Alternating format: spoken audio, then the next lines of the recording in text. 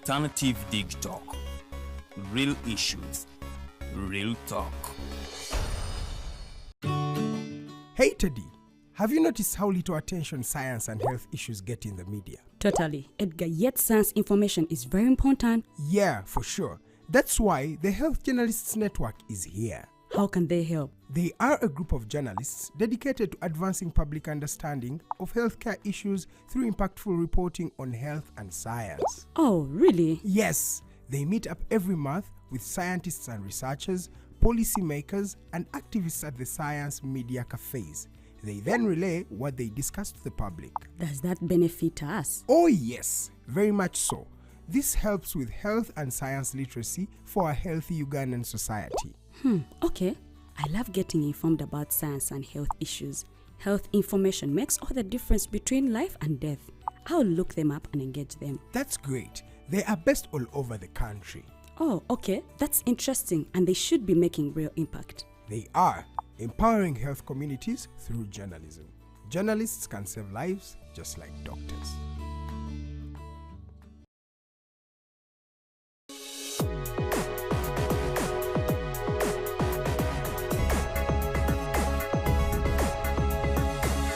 The Alternative Dig Talk. Real issues, real talk.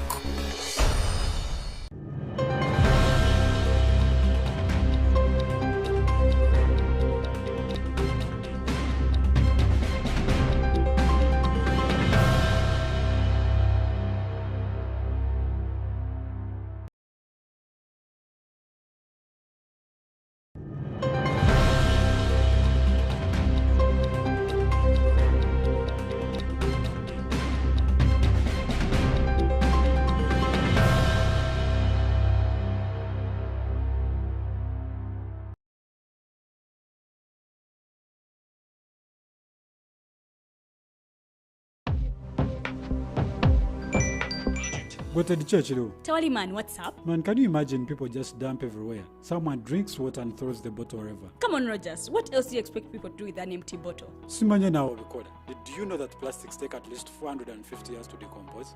What? That's a long time. Exactly. Because plastics are made out of a lightweight and flexible material that doesn't decompose easily. And plastics everywhere in the environment cause plastic pollution. What is plastic pollution now? It is the accumulation of plastic waste in the environment, like bottles, polythene bags, straws. All of these contribute to plastic pollution. I have been using them without knowing their effect. Yeah, a lot of people have. Plastics are a danger to the ecosystem, both on land and in water. So how can we overcome this problem? Is there something we can do? Oh yes, we can reduce by minimizing the use of plastics, reuse by repurposing them, or recycle by collecting and processing them into new products. Everyone wants to change the world, but no one wants to change themselves for the world. How about we change our habits for the world? And it starts with me and you. This message is brought to you by Alternative Digitalk.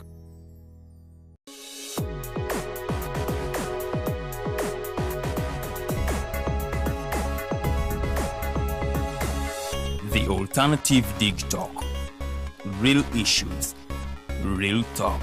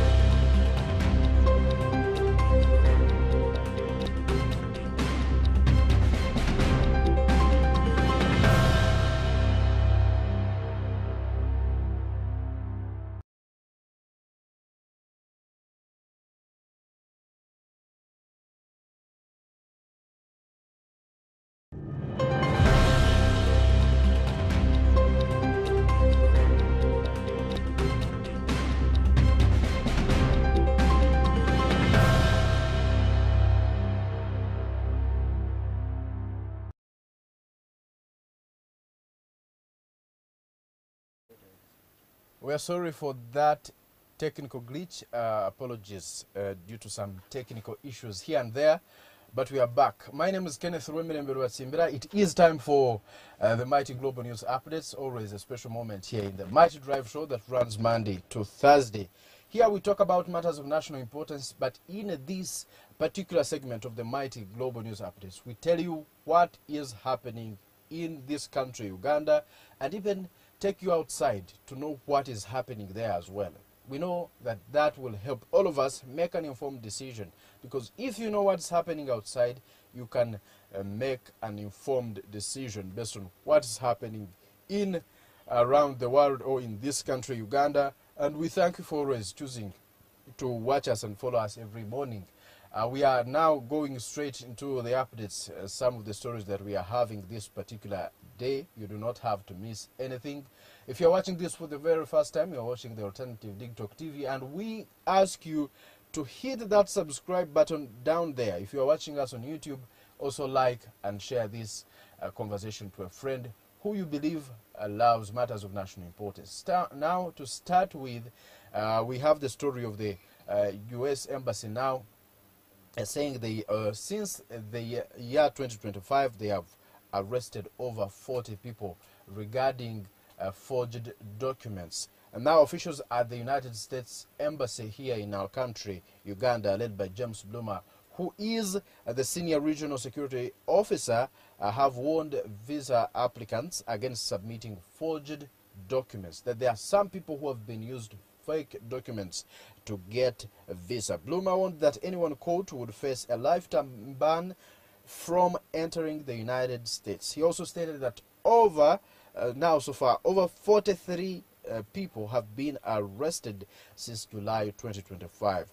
And he said this while addressing the press at the media center in Kampala.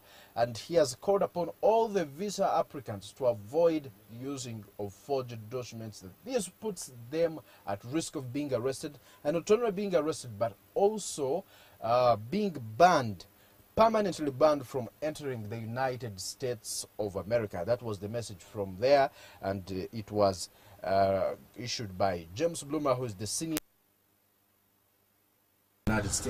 United States Embassy here in our country, Uganda. Now, away from that, the government of the Republic of Uganda is set to transfer over 10,000 families to safer areas. That is from the areas of Ergon, in the Ergon sub-region, where people have greatly been affected by disasters like landslides. We were talking about some of the challenges they were facing here in the Mighty Global News Update some time back in the areas of Vulambuli and Bududa. Now the government says they have secured land over 2,661 acres. They have secured over 2,661 acres in Kweni district, where some of the people in the first phase will be relocated. The government also say that each household will receive 2 acres of land from that purchased land by the government, and also receive 10 million, which will help in uplifting their lives in the new areas they will be going to. The government says, according to the information that is coming in, the cabinet approved about 57 billion Ugandan shillings for the resettlement period. Now, this was confirmed by Alex Kakoza, who is the permanent secretary for office of the Prime Minister, and that the government is continuing to see the way of helping more and more people. Regarding the issue of Kitezi, also that those who were affected by that occurrence that happened there, especially the people who were affected by the trucks that were going there to help remove people from the debris, that particular area of the garbage site in Kitezi, that they were also compensated by the government and KCCA, and now most of them were compensated, and now they are focusing on the people who were affected in the areas of Ergon sub-region to make sure they also get better and safer areas where they can stay peacefully.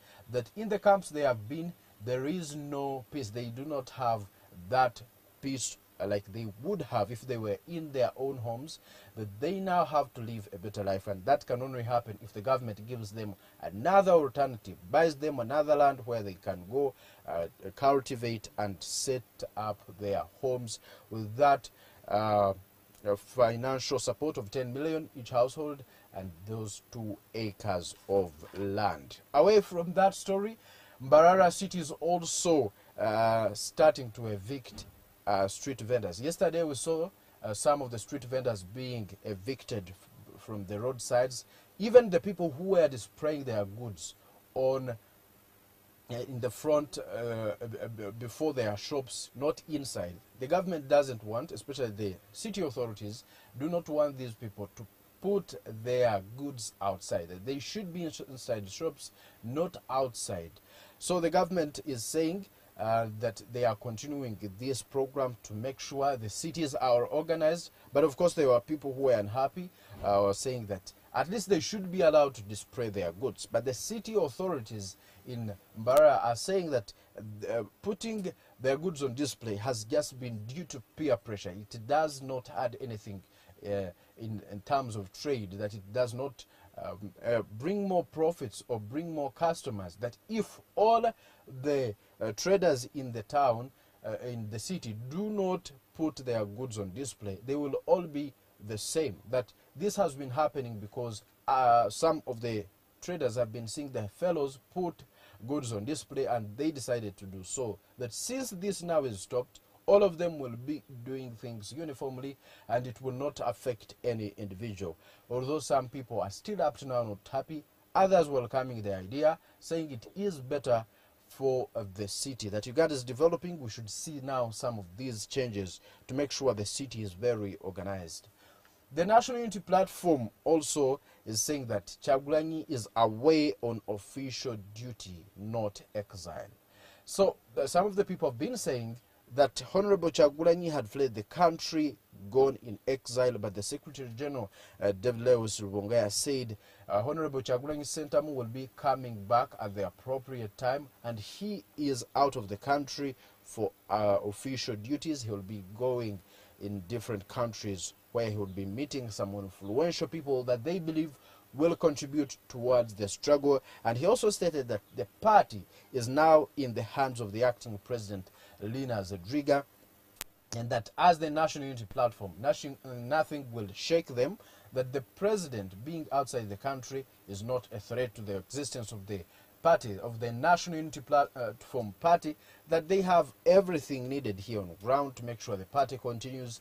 They have structures from different levels, that is from even local areas, that their party can remain even when Honorable Kyagulanyi Sentamu is outside, and that he left to make sure some of the party's goals are achieved, that the struggle is continuing, the National Unity Platform is continuing this struggle, and that they should not be worried about the whereabouts of Honorable Kyagulanyi Sentamu's area where he could be right now, that they should not worry about that. He is outside the country for the good of all Ugandans who believe in the National Unity Platform and for the good of the party, that he is not in exile as some people have been stating it. Taking you away from that, also we learned that yesterday Katwe market vendors were crying, counting losses following the fierce fire. Goods worth millions perished in fire that broke out in the night yesterday, and now Katwe Division Police is saying they are investigating this matter to find out what was the real root cause of this fire that engulfed goods worth millions of Uganda shillings here. And now the vendors are crying, calling upon the government to intervene and at least compensate them. So that some of them lost even their cash they had left in stores. They also lost goods worth millions. Some of them were paying loans, that the money they had used to start these businesses was money from loans, and now they are calling upon the government to find a way of helping them, compensating them, that without the government support they are likely to face the worst cases. Some of their property will be confiscated by these lending institutions, that now the government should come in and really help. Taking you outside the Republic of Uganda, the war between the United States, Israel against Iran is continuing and perishing more lives. But we are learning that Iran is continuously striking some of the military bases of the United States in the Middle East, and this is continuing. Israel is also facing the same. We learned that yesterday Iran launched the most lethal attacks on Israel, and that even on the United States bases, they are now using more sophisticated weapons, more sophisticated missiles, not just the ones they have been using. But Iran had earlier stated that they were using the latest technology, but now they will be forced to use even greater technology to make sure the United States is defeated and they defend themselves from what they call the illegal war that was caused by Israel and United States of America. According to the foreign minister for Iran, Abbas Araghchi, he's saying that Iran will not stop defending itself, that they are continuing these attacks to make sure the United States is forced out of their area. But now the critical moment is on the Strait of Hormuz, where 20% of global oil passes each day. Now, the government of the United States of America was calling upon other European allies to help in protecting the Strait of Hormuz, maybe escort the ships that are carrying goods and oil passing that in that Strait of Hormuz. But Iran is saying that whoever tries to access this route will face the most dangerous attacks from them, that nobody is allowed to use that route. But Abbas Araghchi said they are only targeting their enemies, that the strait is still open, but only their enemies cannot pass. Now, we have learned that some our European allies, like France, had refused to join Trump's call and maybe protect the Strait of Hormuz, help the United States in protecting the Strait of Hormuz. But up to now, it's still a challenge. Now, gas prices are hiking. The United States is saying that soon, when this war in the Middle East is done, the war between the United States and Iran is done, that everything will normalize and the prices will rapidly go down. But some people and some countries are saying the United States should withdraw from Iran and end the hostilities, at least come and negotiate on the round table. But the negotiations seem too far to be reached. Abbas Araghchi said Iran will continue striking these embassies of the United States as long as the U.S. does not leave their country. And now we are waiting to see what will be happening next in the Strait of Hormuz, because Iran has understood the value of the Strait of Hormuz to the United States and is continuously using that to put the United States of America on pressure to end this war or even give up, although Pete Hegseth, the Secretary of the Department of Defense in the United States of America, said they will not give up, that America is winning in this war and they are continuing to end the Ayatollah regime, much as the new Ayatollah was appointed, although there are reports saying that the new Ayatollah, who is Mojtaba Khamenei, may still be sick up to now, or he was injured because he has not made any public appearance since he was appointed the Ayatollah of Iran. And that brings us to the end of the mighty global news updates. We thank you for always following us from the very beginning. We started this segment. Now the mighty drive will be continuing. I'm Kenneth Rwemerembe. Good morning.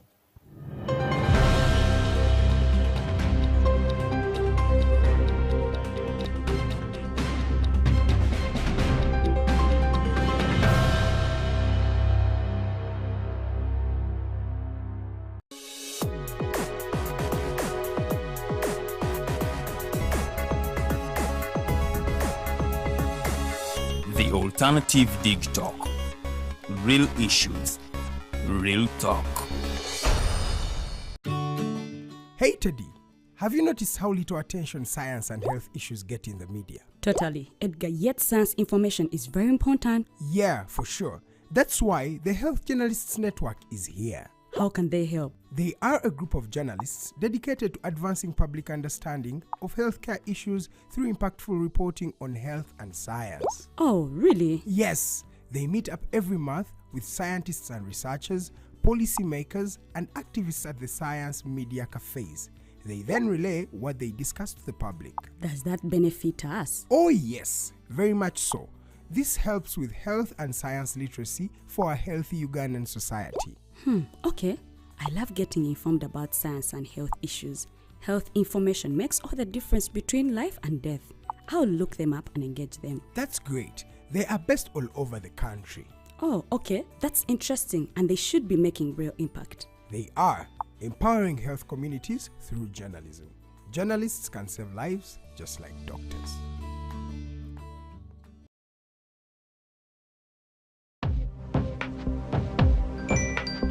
Go to the church, though. Tolly man, what's up? Man, can you imagine people just dump everywhere? Someone drinks water and throws the bottle wherever. Come on, Rogers. What else do you expect people to do with an empty bottle? Simanya now, do you know that plastics take at least 450 years to decompose?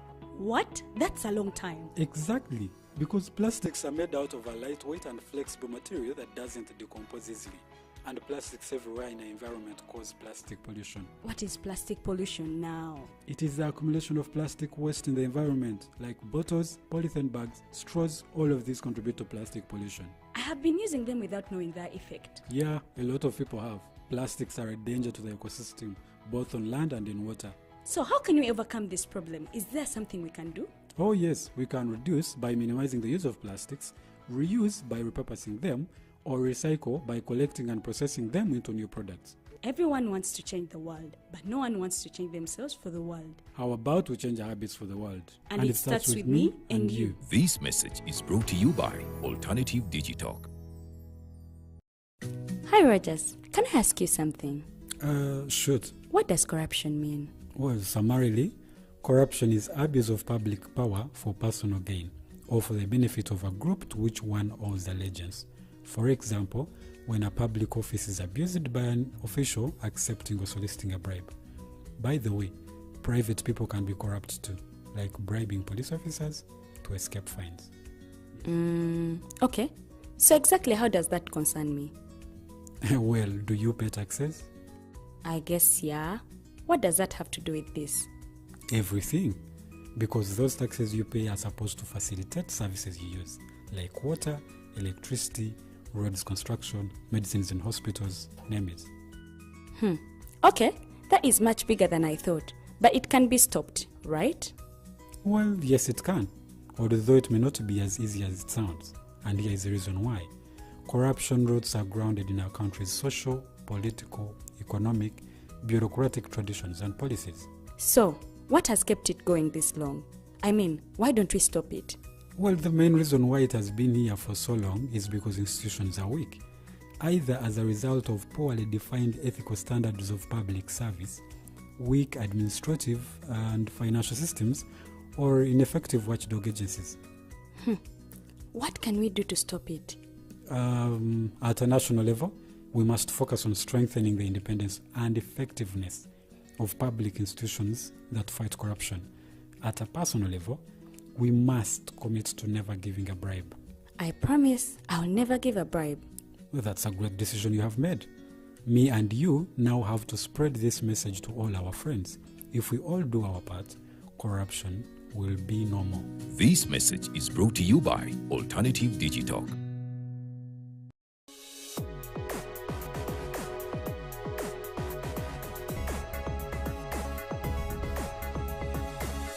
The Alternative Digitalk. Real issues, real talk.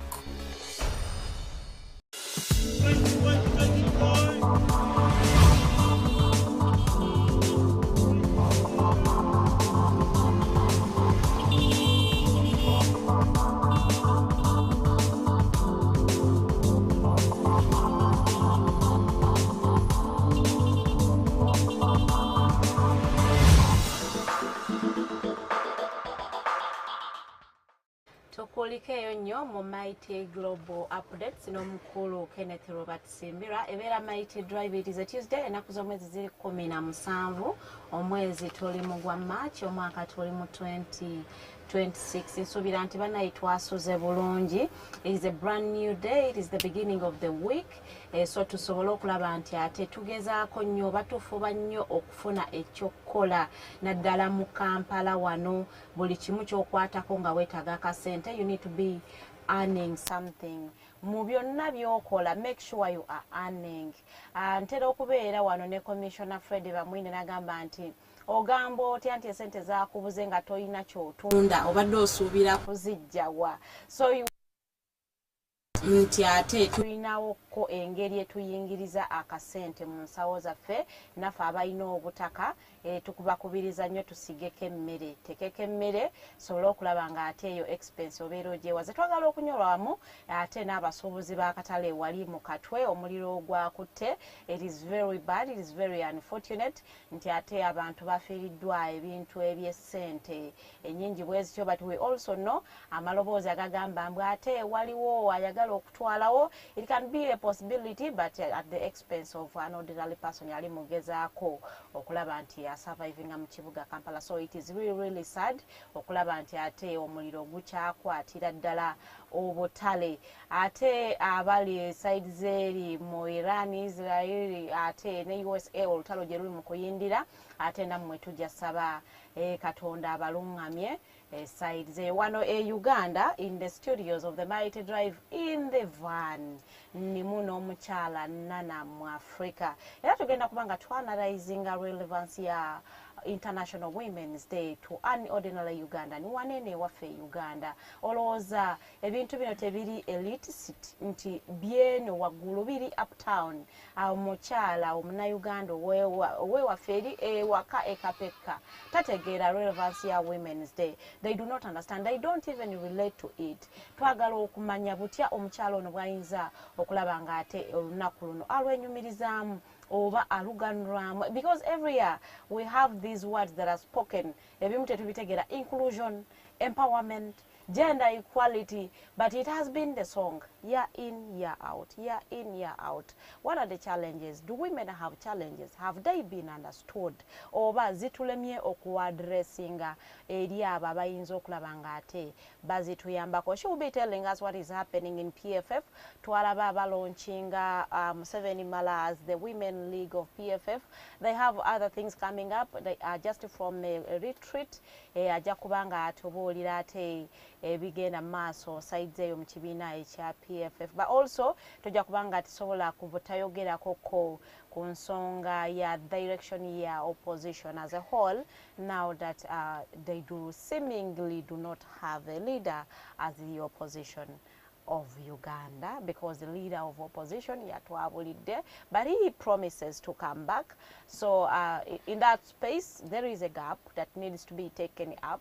So we need to understand, as the people in the opposition that are operating from the opposition, the steps, the kind of issues they are trying to look at to see that eyo gap nayo basobola okulaba nga ate bagicoveringa. So nja kubasaba twanirizeeyo omukyala Nana Mwafrika atulamuseeko awo no show yaffe ejja kubanga etambulira ddala okujjukiza we live ku Facebook and YouTube n'ekirala. I might be passing through your area, so tujja kuba on the road nga tunyumyamuko ku nsonga ez'abatuze.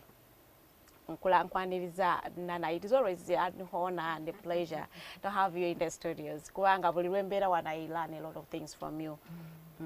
Nange nsanyuka nnyo buli lwensanga digitalk nga mukyaliwo mukyali gumi temukyaweereza ennaku zino abato mulina ebigambo byemmwe nga mukyali solid era mbayozaayoza olwokuba nti mwaweereza nabalegera nga muweereza mu kalulu okukayitamu Women's Day. Abalabi ba digitalk namwe mwebala okuba nti mwekuumira ku mukutu ogufaayo ennyo eri ensonga ddala ezituuka ku muntu owa bulijjo. Mu abakyala tukulike International Women's Day naye nga bwagambye okugitunuulira mu depth yaayo, impact yaayo gye tuli nga abakyala ordinary women, nsonga nnungi nnyo era mpulira nga neesunza okuba nga tugigendamu. Mpozi abeera neerabidde erinnya Nana Namata Mwafrika ng'era nalamuliza ddala entebe ya omubaka omukyala ow'e Kampala gye nkyalowooza nti ekyali vacant. Ekyali vacant? Bwe kirabika. Lwaki okiraba? Mukulembeze ekyagirimu. Eyalangirirwa Honorable Shamima. tujja kulaba va kimweri oba abakyala bajja kwekwanya babenga bagijjuza naye ekyo nga tukivuddeko mukulikire ddala mu International Women's Day olunaku luno eri abakyala eri ordinary woman owa Uganda bw'olugenda mu depth yalwo lulabika nnyo bangi bakkiriza nange nga mwendi luli more symbolic than transformative terukutte nnyo ku daily realities z'abakyala yes abakyala abamu bakyakozesa ettaka they use soil for you know their time their monthlies abakyala women activists okutuntuzibwa n'okuyisibwa obubi abakyala okuyingira mu kalulu ne batyoboolwa bakababbyeko wiini bazibbye babajereze abakyala okubulwa capital abakolera bye balina okukola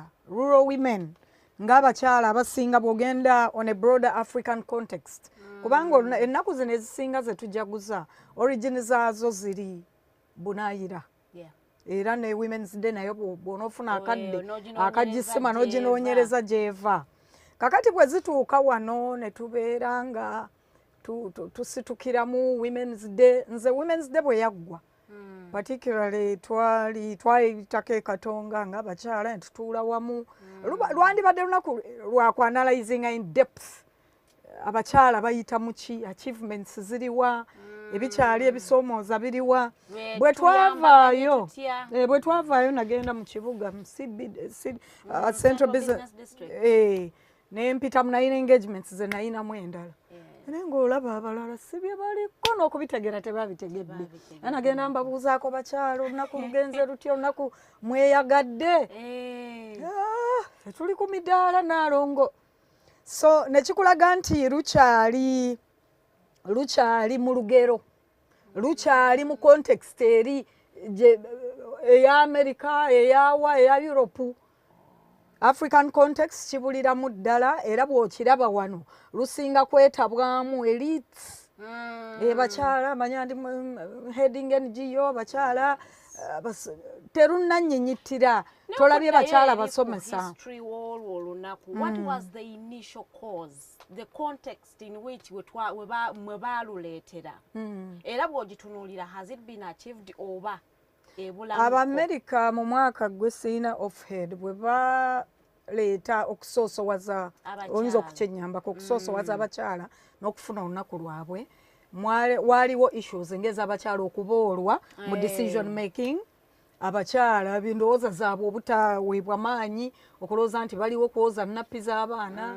kufumba mmere kukuuma waka nga watukula zikyali ensonga nkulu nnyo gye tuli ng'abakyala naddala Abafirika affairs za gye tuwangalira mu mayumba gaffe our homes zikyali nkulu nnyo ziteekwa tezisaana kusuulwa muguluka yes naye bwe bajjira mu layini y'okugamba wakati ne mubaamu obubondo nga feminists feminism mu Africa wano twagenda tuyina engeri sometimes gye tukibaka netukibaka mu ngeri eworking against us eworking against obutonde bwaffe ng'abakyala bangi bagikuba I move properly with movements feminist movements naye nze sitera kugwerezaamu magulu waliwo ekigenda nekibaawo n'okiraba n'ogamba bino tukoze copy and paste ne tumujja mu bazungu omuzungu yakula nga obutonde bwe bwamera enviiri zikula mangu nnyo ziyiikayiika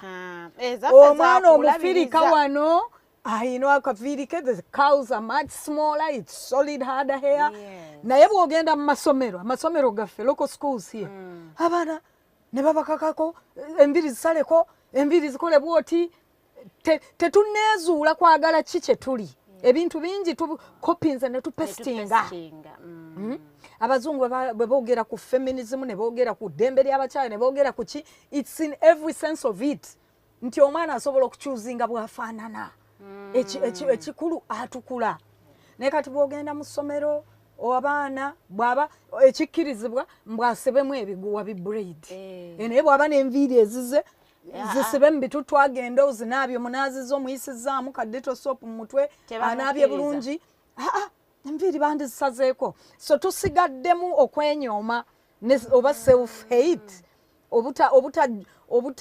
obutasoosowaza kye tuli obuteeyagalira mu ekyo kye tuli yes ne tugenda ng'ebintu ebisinga tukoppayo bingi bye tukoppa si bibi bingi ebyava ebunaayira si bibi naye bwe tumala gabiyoola holoseero ne tutasengejja nti buli mawanga gabaamu bye gaawula climate eyawuka erangi eyawuka culture backgrounds zaawuka so nti twezuule ng'abakyala abafirika twezuule ng'abakyala bannayuganda olunaku olwo bwe lutuuka luleme kuba kya symbolism bakyala batuddeko ekkololo bazina amazina bali ebiceppere baselebrating ekintu mu butuufu kye batategeera tebakitegeera omukyala asookerwako takitegeerera ddala era eyawulidde buwulizi nti batuddeko ekkololo lunaku lw'abakyala alaba bali ku tv teri amutuuseeko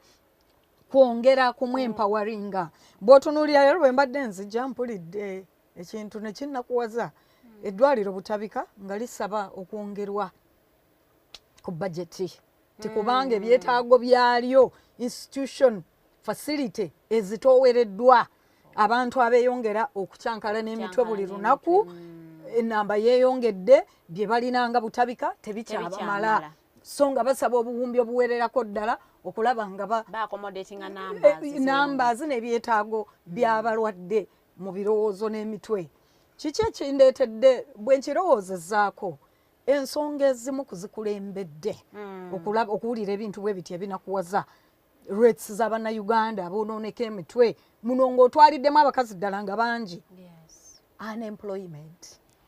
unemployment ekwata nnyo ku ba youth n'abakazi abantu abato naye n'abakazi African context abakyala ffe ba biggest producers b'emmere especially rural women emmere gye tulya mu bibuga muno esinga terimu bwanti tractor ziri ku faamu nnene nnyo byuma byebikola mechanized farming no abakyala bali ku nkumbi eya loko bakyala bakabala bakedde aweesa omwana avuddeyo n'enku agenza afumbye abakyala bakola emirimu ntoko egiri unpaid egitaliiko asiima egitaliiko atunula nti tuimprovinge ebintu tubiteekemu zimashini bwafubutukeyo najja akutame mu ngoye azooze so ddala akacyoke tulimu omukyala twandibadde tusobola ddala okuindustrializing obulamu bw'abakyala bumashini ne bubaawo engoye n'ayoza engoye z'abaana emirimu ne gimwanguyirako naye tusigadde mu ŋŋombo engwira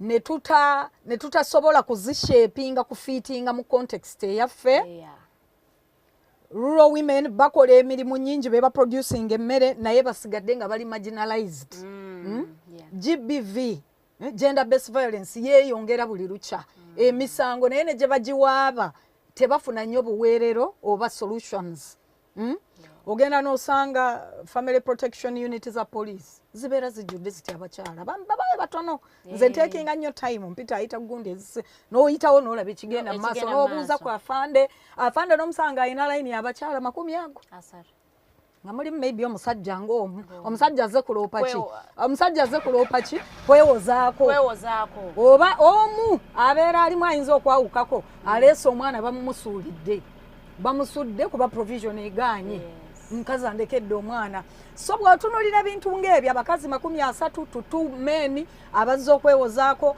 lwaki toyamba mukyala lwaki toyamba abaana obuvunaanyizibwa bw'amaka buba bw'abantu aba naye bannyinaffe abaami bakitaffe baani basuulayo gwannaggamba ebiseera ebisinga naddala mu Africa wano ate kiri kyenaga nti twawuka ennaku oba programs zigenda ne ziva gye zivudde ebunaayira ne tuzireeta wano ne twezembracinga nga bwe ziri ne twerabira nti beeri amateeka agasinga gakolera ddala butereevu kati ng'etteeka ly'okulabirira omwana n'okulaba nti abaana bali protected Europe ne America teeka ly'amaanyi naye wano omuntu ajja kupostinga nti banne nnemereddwa omukazi alemereddwa bwe navudde ku kyebutabika okukigatta mu kino mbadde ngezaako okukulaga factors ezireetera abantu okukyankala n'emitwe ate ennamba n'eba nnene mu ba youth n'abakyala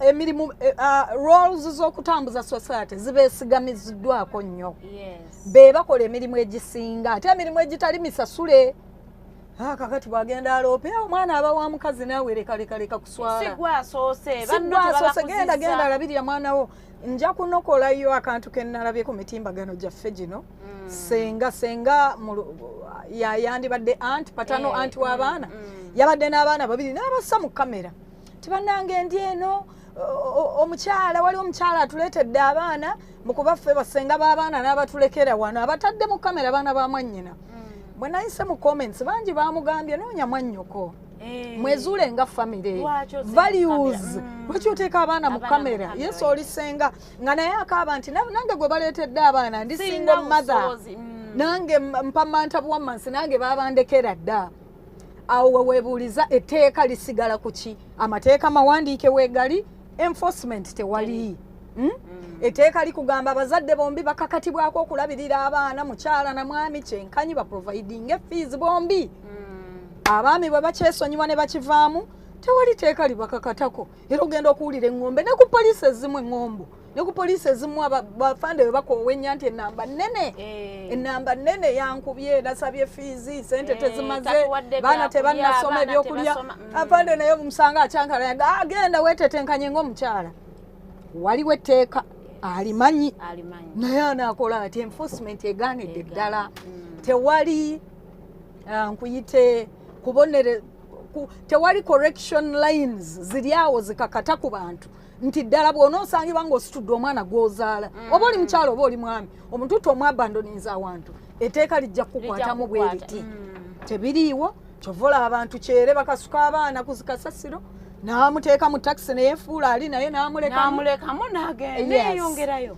ebyo byonna kwongera abantu bakyankalanya emitwe mental illness mental instability bivudde mu unemployment bivudde mu bakyalo okwetikka emigugu egizitowa ne gisukka kaakati olunaku lwawe bwe lukyuka abakyala basoosowaziddwamu abatono prime minister naani abatono ddala b'olubatu oba oli awo abatakoze kimala kwongera ku empoweringa be barepresentinga nga bavaayo nga basiba obusuuti nga batuulako wa kololo nga banywa ebirungi nga balya ebirungi nga kamera zikwata abacelebrating ki women's day naye omukyala ekatwe omukyala nakasongola ani ali mu nnimiro ekisozi ekisolo tategedde tayina nawe bimukwatirako tukoze tutya ffe nga abakyala mu PFF kyetwavaayo siimu ya luno yali you give to gain waliwo endala yayogera justice action and everything ziba bbiri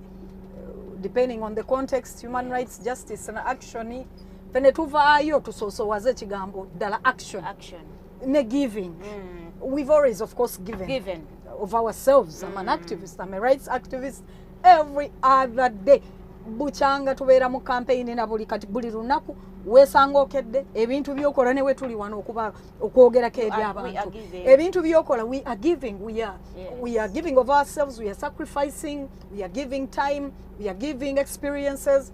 Twavaayo nga bakyala ba PFF mu gender section ne tutuula wamu ne tulowooleza wamu actions ki eziyinza otuleetera oba oli awo okusanga nga emyaka egiriddako omukyala ddala olunaku International Women's Day lutuuka ng'ategeera amakulu gaalwo omukyala ng'olunaku terunatuuka buli lunaku akeera ng'ayina knowledge about rights ze akeera ng'ayina eddembe erimusobozesa okuba ekyo kyayagala okuba n'okusukulumawo okugetting empowered n'okukulaakulana mu ebyo twalonkinga kyewandiyise because twafuna omubala ogwaffe untold stories of women under Museveni rule.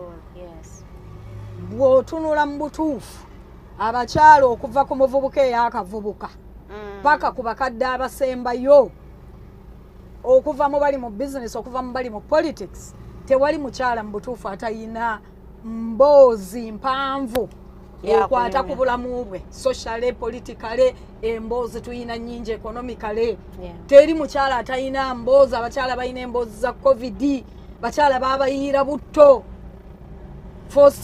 gundi lockdown enforcement agenza awatanya afune. So tuyina emboozi nnyingi ezituuliddwako zitutudde mu mitima tetulina gwe tugamba. Abavuddemu abasoosowaziddwa aba prime minister baani obalaba balinga ogwabwe gwakuwaana gavumenti eriwo. They are detached from the realities of the ordinary woman.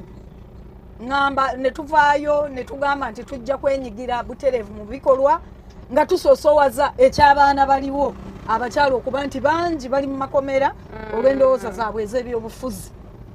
Twasitukamu ne tubaga actions z'omwezi oba ebikolwa bye tujja okukola mu mwezi nga ddala bireetera omukyala okutuula n'alowooza omwezi guno gwennyini. Yes, kuba ku lunaku olwo lwennyini twanawusinga nti tutandika n'okukyaliranga abasibe ekitali one off era ne tukoowoola buli bannayuganda gye bali abantu bwe baba baasibwa nga ddala boogera ku nkyukakyuka ffenna gye twetaaga some changes community enguudo manya malwaliro manya baana bano bagudde ddala butabika talina funding tuteekeyo omwoyo okulaba nga sacrifices zaabwe tebazejjusa n'atuula luzira n'agaana bakyala bannange abali eyo ne batulengera ku TV ne balengera ku TV abakyala basibye gomesi za yero balikolo ba celebrating abakyala abali mu makomera oba emisango bagizza oba tebagizza bali kuki. So twasitukiramu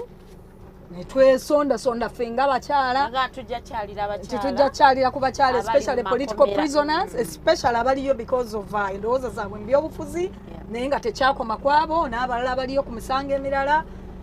Ebyenfuna ennaku zino bizibu nnyo ng'abakyala ba PFF twakava mu kalulu abasinga sifa abayimiridde obulungi economically naye twagenda mu nsawo ne tukola ka budget ne tugaaka twesonde abana abasobodde muffe physically bagende eruzira balabe ku bakyala bannaffe era bagenda bakyalira abakyala bali abasibe bakyala bannuupu nga tetusosodde twakyalira abannuupu aliyo yenna engeri yonna gyaliyo. Yes, olunaku lwajjo tetukyalira bakyala bokka twagamba ku lunaku olwo lwasooka Mande twakyalira bakyala twagenda mu kkomera eryabakyala. Olunaku lw'eggulo twabitaddemu engatto ne tugenda mu kkomera ery'abaami naye tugezaako okufeffetta abaami abaliyo naddala ku nsonga z'endowooza mu byobufuzi. Netulaba Dr. Kiza Besigye Babuweegwe twasanze ali mu kisiiba ali mu sawumu n'abatumira nnyo tumubuuza ate Dr. tuwulidde tobadde bulungi ate n'ogenda mu kisiiba. Twasalawo tukole ebikolwa ebyo ddala nga bireflectinga ku mukyala bwe twabaddewo nga tulinda abakyala like 40% oba badde bazze okukyalira abantu baabwe abalala bonna ng'obalaba alina akaana n'omwana ku mugongo alinawo obulala bubiri bukitayo buzze kulaba taata nga bonna buto they were all young women. Nzijukira nakyogeddeko n'omuntu gwe nadde ntudde naye namugambye nti ekintu kino ekifaananyi kino kikulaga ki ne waliwo obwadde buzze buzannye nga kazze kazannyiikiriza njagala nnyo abaana mbusekera ne bujja ne buneetooloola awo naye ngamba nti kati bano bonna either azze kulaba taata azze kulaba anko jjajja abantu bali mu makomera. Awareness eri public abakyala bwe tutagireeta nti waliwo abaggalira eno abatalina chance yeeyogerako. Si buli ali mu makomera nti alina ne chance ya kooti waliwo bwe bataleeterako ddala twalabe bamwamu makoha tebagirako ddala mu kooti. Yes, so ng'abakyala ne tutongoza akatabo nga tu-inviting abakyala from all walks of life baveeyo basharing stories zaabwe emboozi zaabwe ezitali njogereko emboozi zaabwe ezivuunikiddwako amayinja emboozi culture ze zitugamba nti biba bya mukyala biba byama byo tebifuluma kisenge ebibanyigiriza ne batuuka okugwa eddala okujjuza zibutabika butabika ataliimu bimala kukola ki kubalabirira buli kimu kiridinga to another. Abakyala okukola ennyo unpaid worker climate justice gundi climate changes ziba affecting nnyo kuba be bakakatibwako producing emmere lwaki tebayitabuka emitwe. Abakyala bakakatibwako okulaba omwana bw'oba omuzadde takoze ku kyalo afuuse kireereese bamukutabbye awo omwana aba mukyala bw'aba akoze bikyamu naye unemployment y'aba youth yonna yeesigamye ku bakyala era ogenda okulaba abakazi be bakaaba omwana akalimuutu n'akeberako omwana waba talina maama yafaayo okulaba ng'omwana PFF twatongoza emboozi ezo zonna twagala abakyala bajje abali willing abawa consent into zipublishingibwe tuzipublishing mu katabo yes obutaba abantu obujja okutambula mu ggwanga encouraging abakyala okuvaayo boogerenga okulema okufa ekisiiri okulema okurepresentingibwa a few elitists gundi ezze International Women's Day abakyala abakulira mu ZNGO be batudde mu zigundi abakyala abali mu government be batudde mu tent be batu representinga twagala ekyo kibenga kikyukamu nga buli mukyala aleetebwa ku mwanjo n'asobola okwanja ensonga nga bwe zitukwatako. So the whole idea behind this is buli mukyala mwagala ategere it is okay to speak out. Yes, it is okay to speak out. It is also okay reflectingako ng'abakyala badda Uganda Abafirika. Enaku ngezo bwe ziba zituuse sina nnaku zokka tugenda kubeera tutya empowered tugenda kwezzaamu tutya kulaba nti tukulaakulana ebyaddala ebitali byakutwogerera ku mpapula tuleme kusigala statistics abakyala twesanga nti bali nnyo mu statistics baboogerako boogezi mu bibalo baloya wo ebagattirira 60% bavuddeyo emabega etufunye abakulembeze abakyala parliament erimu this percentage kati bakyala naye n'olaba nga real impact y'ebyo ebyogerebwa teriiwo ku ground teriiwo mu reality y'omukyala teriiwo abakyala mu community ezimu omusaayi bagukwasa ttaka nga nsonyiwe simanyi na bwe kikola naye nga weekiri abalala atuulira ddala eka n'atagenda ku ssomero bw'abaavu buse kuba talina kinaakwata nankani neyeekweka bwekwesi bw'akyali awo bw'afunayo anaamuwa ezigula obukwata oyo n'amukozesa bubi.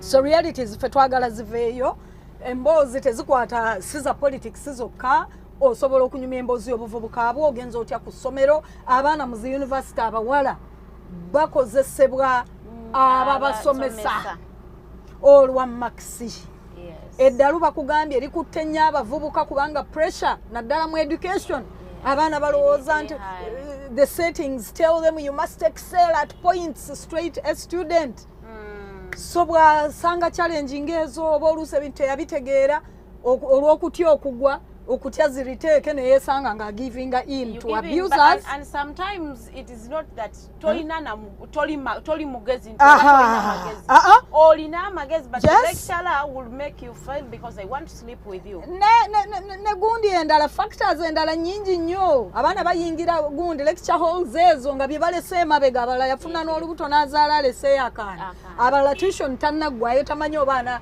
anaatuula mu examination room oba tebamufulumye they are under duress and stress nti ebitu stressinze ng'abakyala bingi nnyo women in rural areas nakugambye nti they bear disproportionately unpaid work esinga kulumya bo yaliwo okulima ajjeyo omwana amuweeke amwoleza obugoye addeeko afumbe byonna ebyo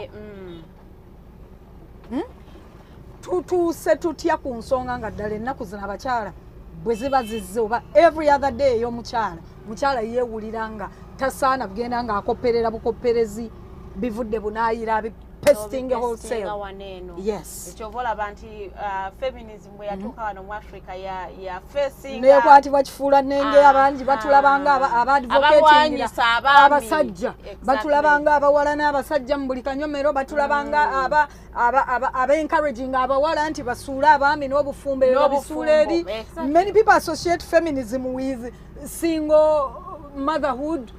Someone was telling me sadists. Yes, sadists, haters of men. That we balinga balooza tugunjaawo n'obubiina ne tusomesa abawala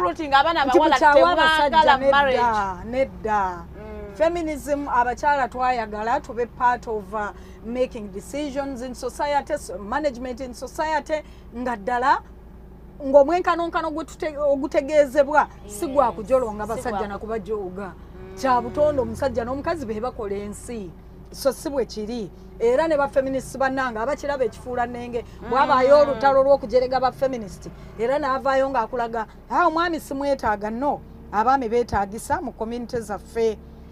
Wewa oli ku Mighty Drive njagala tusobole okubanga tutunuulira butya Women's Day bwe yandikwatiddwamu oba bwe yandicelebratingiddwamu ate ordinary woman ono okugibenefitingamu because as it is bantu bangi nnyo okujjako ffe ababa bigoberera naye abakyala abasinga tebafaayo nnyo akeera like any other normal day n'agenda n'akola because to them they do not relate with the day naye gwe okusinziira nga ebintu bw'obiraba how better should those in power abayina obusobozi bwe bandibadde nga bategeka Women's Day eno okulaba nti no maama wange ali mu kyalo eri ekasitaime asobola olunaku luno okulutegeera era n'alwenumirizaamu. Okusingira ddala economic empowerment teweereddwa bulungi gundi priority gyeyina kuweebwa. Poverty mu bakazi poverty levels ziri waggulu ate nga bakola nnyo kyenakugambye ekivaamu n'oluusi okulwala in the mind. Ekiyina okukolebwa for example rural women wabeewo okuteeka ennyo funding mu mirimu abakazi gye bakola naddala mu byalo ebyo ne mu urban centers it's okay. Azudde business tulaakinga nnyo abakyala balaakinga capital bakyala bangi abandi badde bayitibuse nnyo mu agro business mu business za buli ngeri tulaakinze capital. Obukubo obutono obulimu essente ziyinza okukozesebwa weesanga nga loans interest rates ziri waggulu weesanga abakyala tebalina ownership ku ttaka wewa amateeka agamu gavuddeyo agayinza okukyanguyaamu oba oliawo okuba nti abakyala nabo bafuna obwannannyini ku ttaka oba siteeka esingako ku ttaka kwe bakolera emirimu gino naddala egy'obulimi n'obulunzi. Waliwo debate nene nnyo ku access and ownership naddala mu of land. A lot of women have access but they don't own. Sekyo ne weesanga nti babeera ku bunkenke bawe bwafa banaafuuka widow abatakyalinawo talina wajja cultivatingira talina wajja kweyambayambira nakuyamba baana be. Yes. Naye twogereko ko ne ku cultural barriers because we know nti waneeno mu Africa waliwo bingi nnyo ebikugira abakyala owuninga ettaka amawanga agamu abakyala takkirizibwa owuninga ttaka yadokiroozaako kati ezo cultural barriers tuyinza kuzivunnuka tutya ng'abakyala. Kyekiri kye nagambye nti progress mu bulamu bw'abakyala egenda kujja na awareness kugenda nga ffeffe nnyini bwe tutuula tukoze gundi sakozi mwe tusakira amagezi agatuyambye gegambye agayambye n'ogamba nga bwe kyakola eri tekanaffe tukigezeeko wano nga bwe kyakola wali leka tukigezeeko wano okugjawo barriers ezisinga ziyinza kuvaawo ebintu by'okusikira ensikirano omukyala tasika ttaka cultures ezo bwe tunagenda nga tuzitegeera abajjajjaffe abatusookako balowooza oluusi nti baana balenzi be balina okusikira oba bakitaabwe tubeere free nti omwami ne bw'oba ozadde bawala beereere property yo bawaddembe okuteekawo ekizimbo kiteeke mu mannya g'omwana omuwala. Wabe nti fairness etandikira mu kukyusa mindset ku cultures ezimu eziriwo cultures ezinyigiriza omukazi ezirabisa omukazi nga yaaliwo okubeera obezi okuprovidinga labor yeyongereyo n'okuzaala abaana n'obalabirira. Wow, tuli ku luguudo olw'Elukuli era nga tuli mu kutambulamu mpolampola bw'olaba oyinza ogamba naye tuli ku kkubo era tuli ku Mighty Drive twogera nsonga z'abakyala nsonga butya abakyala bwe tuyinza okwejja mu bwavu kubanga ensonga esinze okumira abakyala emabega kwe kuba nti abakyala tuli baavu ate era n'emirimu gye tukola tegituwa nnyo ka ssente kulamuza on a level ground n'abaami. Oyogeddeko ku nsonga eya unpaid work.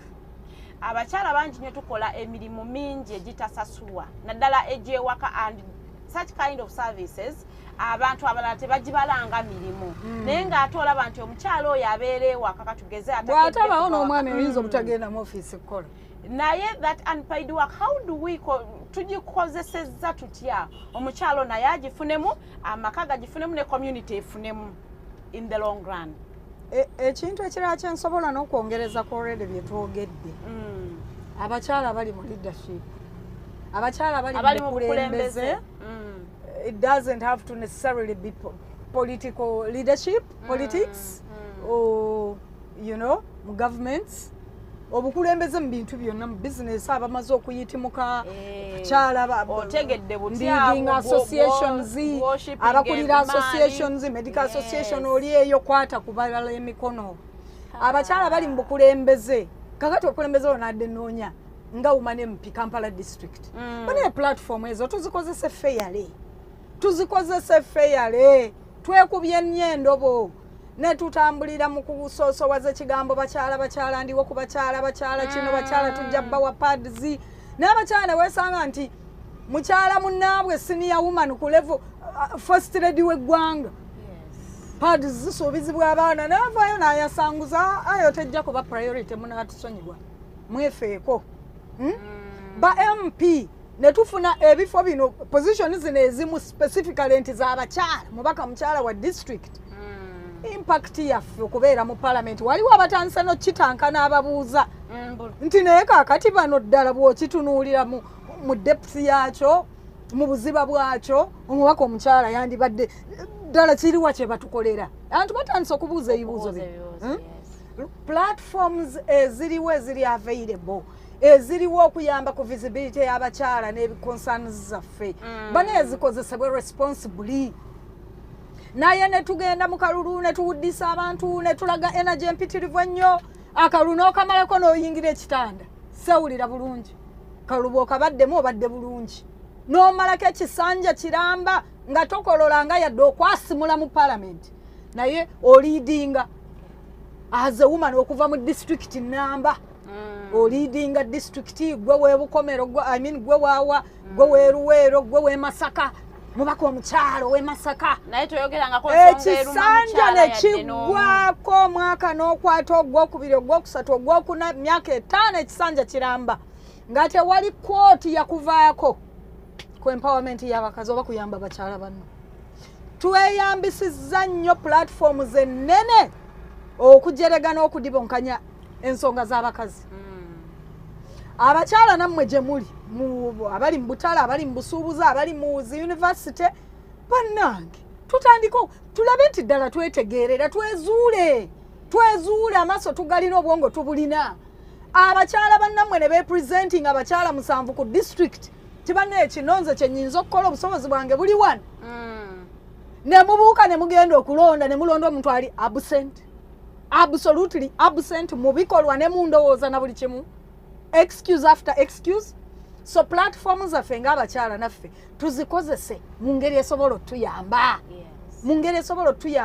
kiri kye nagambye nti tuleme kutambulira ku ŋŋombo ne tutambulira ku ŋŋombo ne tukopa eŋŋombo ez'abazungu ne tukopa eŋŋombo ez'abano ne tukopa eŋŋombo ez'abali manye NGO manye oli alikola mu kitongole we are a minority group atako twakwekata tukavaako ne twekwasaako obusobozi tuyina bungi naye ne platforms ze tuba tufunye eziba zituweereddwa obutuuti obwo bwe tuba tufunye gundi emizindalo gwe tuba tufunye okwongereza ku ebituyamba ebituleeta mu maaso ng'abakyala tubikozese in a responsible way tuleme bikozesa ne twesiba nnyo mu bitatuyambye politics eyewunzika ne tukozesa platform z'abakyala bubi ekyo mu taking a note of it woyogera ku women in leadership onzijukiza tutunuulira gavumenti ya president 7 nga bweri olaba nti awadde nnyo abakyala positions weziri lwaki abakyala tebaperforminze to the expectations of us women aba batunuulira abakyala bangi who are in power mu Uganda wano twesanze nti position yesu bazitutte nankulu w'ekibuga kino Idi mukyala mukyala Idi yayita naye teyali mukyala speaker waffe mukyala speaker mukyala vice president mukyala prime minister mukyala olw'okuba nti abakulembeze baffe mu Africa wano bakitegedde nti bw'okozesa ekigambo bakyala oyagalwa kireeta funding oyinza okufuna obuwagizi obuli plastika okuva eri abazungu mukyala n'abaana kyebava bafrantinga faces ezo nti bawadde abakyala power in essence tewali power eri mu kubeera prime minister wa Uganda bw'aba woman ekyokuba nti tulina prime minister speaker vice Idi w'ekibuga baani babale bayitirivu nga bakyala ate nga ebifo binene ddala ebifo binene ddala naye amaanyi gaabyo bagalina amaanyi gaabyo tebagalina batuuzibwawo nga bugologoosi kutambuza interests za dictatorships because a big part of African governance tuli mu dictatorships eziri full blown ziri awo nooba ne speaker mukyala naye abakyala bakaaba women's day ne tukaaba lwaki musiba abaana lwaki musibira abaana obwemage Olivia Lutaya akola kimukomera Sauda Madada akola kimukomera omwana yani gundi Kaija akola kimukomera olwokuba yakeera n'avubuka n'afuna amagezi n'alowooza nti bwekituuka mu byobufuzi nze njagenda n'ono gwogenze n'oyo leka tubiisanye leka tukompitinge peacefully nga tuyina prime minister nga mukyala na biki oyina abakyala bali mu kaaba kino this new trade order eriwo kati ekibuga okutereza ekibuga okukiyoyota abakyala bakaaba nalabye abakazi nga batokomoka amaziga akatale buli lunaku wabawo obusandali owino bamumenye akatale kayidde amataba gatututte noola abakazi nga bakaabira mu mataba ganjala ani avuddeyo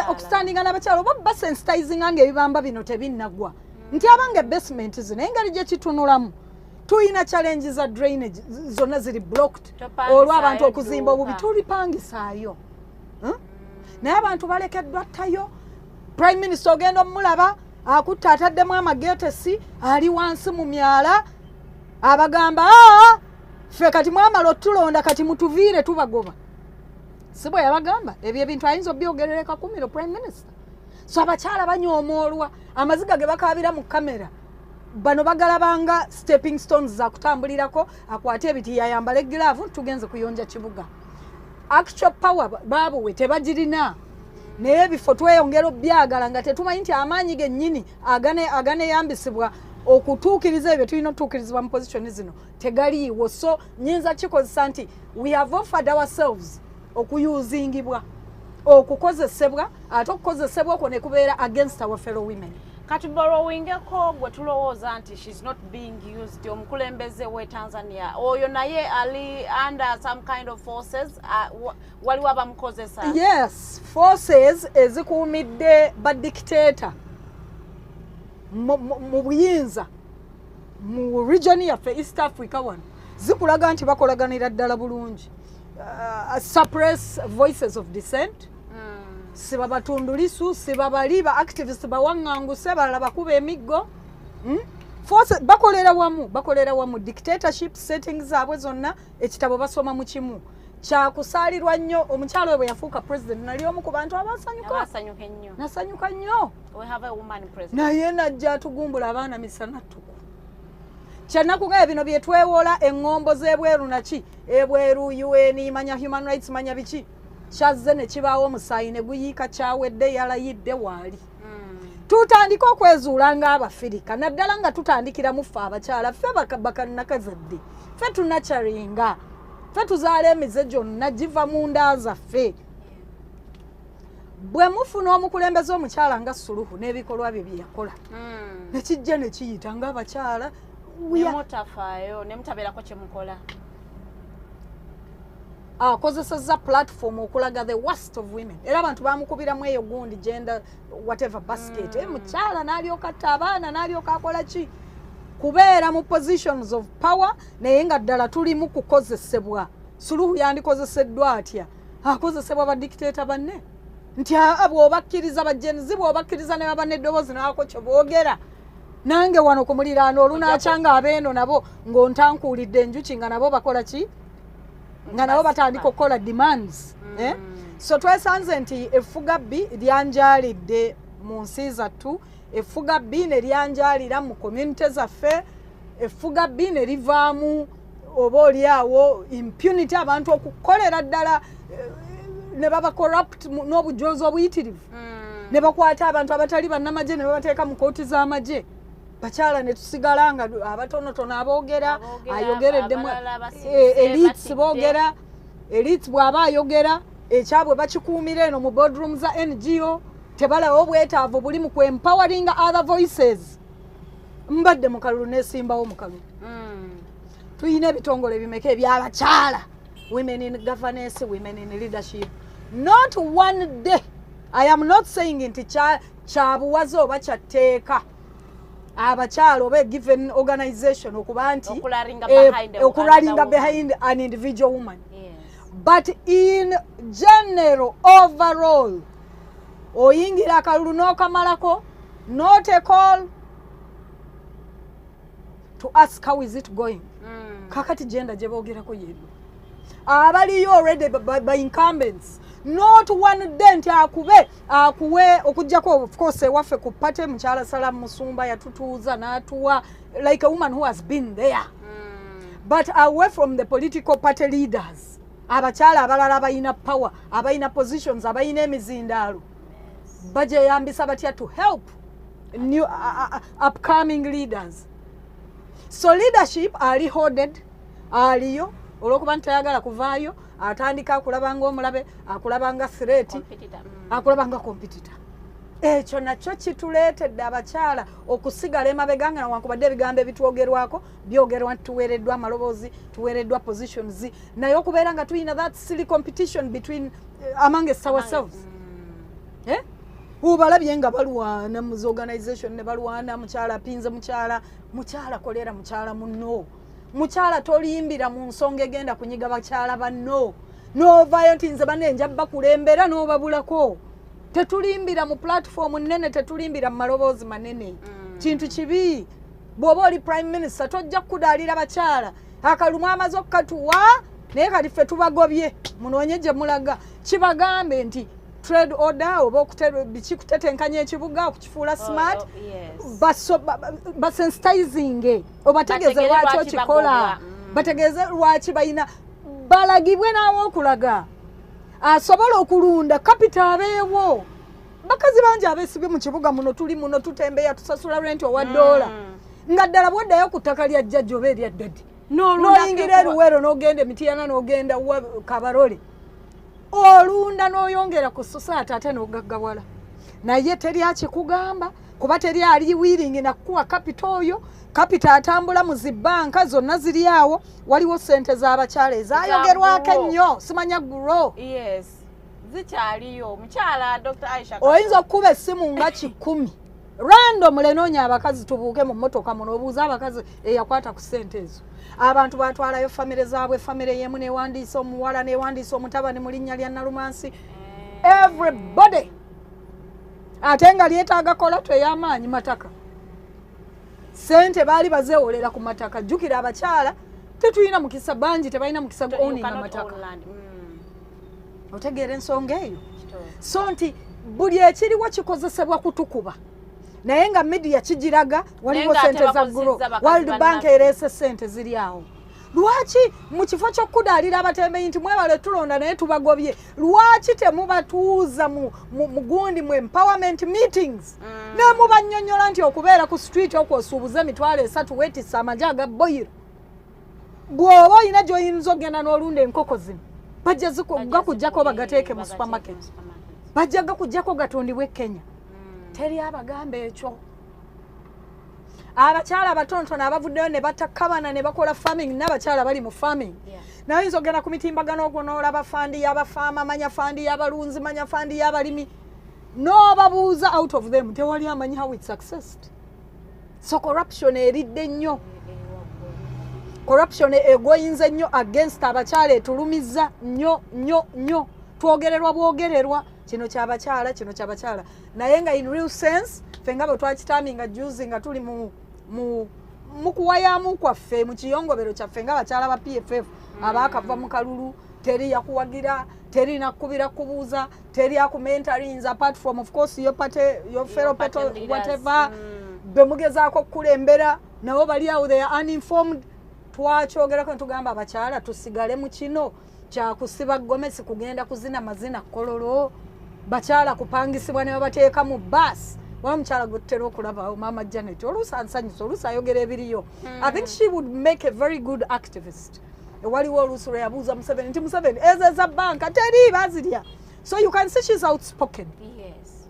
Naye ategeezebwa atya nti okukozesebwa buli gye kikakubye n'otalaga eggwanga ddamba naye n'otuula mu kamera n'otandika okusabiriza. ebana enyumba sirina bana nange emotoka nandi jegombye si kibikuyegera patejo yagala naye ate waliwo okufuulibwa abazinyi b'amazina abatyabuzi b'amazina abakuusi b'akadingidi campaign bwezigwa nga atandika okukaba bananga ate abagenze wa president lwaki temwantutte ebintu ebyo bityoboola nnyo ekitiibwa ky'omukyala muzeeyi muwagire nga mulimu muti muwulira kyekirimu naye ekyokumuwagira direct kubanga osuubira bajja kukutwala gyali omusabe so to reducing it to that politics w'abakyala era awo watuleese ne bakuteega nanono tumanya akalulu kamu kuba yasaasanya ssente kati mwavu ajja kwetaaga yakasente tumwogereze bye tulimu bye tutambuliramu ate babu it's human nature embeera you can only hold on for too long yes twali emboozi za twade n'olusirika abakyala bayogedde naye bwe tutajjaayo binyusi bino kimpisizza kitya akalu bwe twakayitamu ddala twalina solidarity nga pate oba just mwali mu buli omu kampujje kasepiki kange kanaayo kyani buli omu asattira nawulira nti mpagiddwa bakyala banna nawulira nti mpagiddwa abakyala bayi appreciatinga offer yange ey'okuvaayo neneesimba okwesimba osikwesimbawo ebeera offer y'amaanyi eri bannansi bano bannakibuga bano nze mbabulya bannakibuga yannunda n'atannunda okuvaayo okwewaayo nti mbagambe nti mumanyi olw'ensonga gunne mulondeezi bannange eyo sacrifice y'amaanyi oteekamu obudde n'okozesa ssente mu settings zaffe ezitaliimu funding ya elections akalulu bwe mba nkayiseemu oba n'abakayiseemu nabo bagenda okukayitamu nga baakutuka dda kuba kati neyayitamu ku position eyaffe olinawo omulaba wadde mu recorded gundi nti avuddeyo yebaza abamulonda mbwamulwadde kakati bw'oba wategeera nti teweewulira bulungi kyekiri kyekugambye okudibaga even the available platforms wategeera nti oli mulwadde akalulu kaatuuka mbu ng'okyali ku kitanda empapula bwe zituuka okujjayo n'ofubutuka ku kitanda ate n'odduka nga kaweewo mu kibuga muno paka kalulu kuggwa olwaggwa papaba n'oyingira ekitanda awo ani abeera ani asinga obukyamu ono abalimbye oba mmwe abamulonze kuba babagambye ambuleera tiikinga tosonsudde tolowoozezza omuntu ono ayina busobozi ki ng'ogjeeko pate popularity ya pate obusobozi atulaze buliwa so ebizibu ebimu tugenda bisigalamu nga ffe tubyeyagalira bakyala bangi muli eyo ebirungi temubyagala basobola okubanga babyagala sacrifices abaana abaleetera ebirungi muyige okuziraba zirabwe kyekiri kyekugambye tuyige okwagalizagana bw'otalonda muntu kubanga mulwadde munafunafu si nti omukyaye mu butuufu bwakyo omulabye nga tajja kukola bye weetaaga yes emyaka 5 we weren't represented very likely na gino egiddako we want ekirala tugenda kuki abakyala tujoogeddwa kuba nti tetuyinza kwogera ne tuwulirwa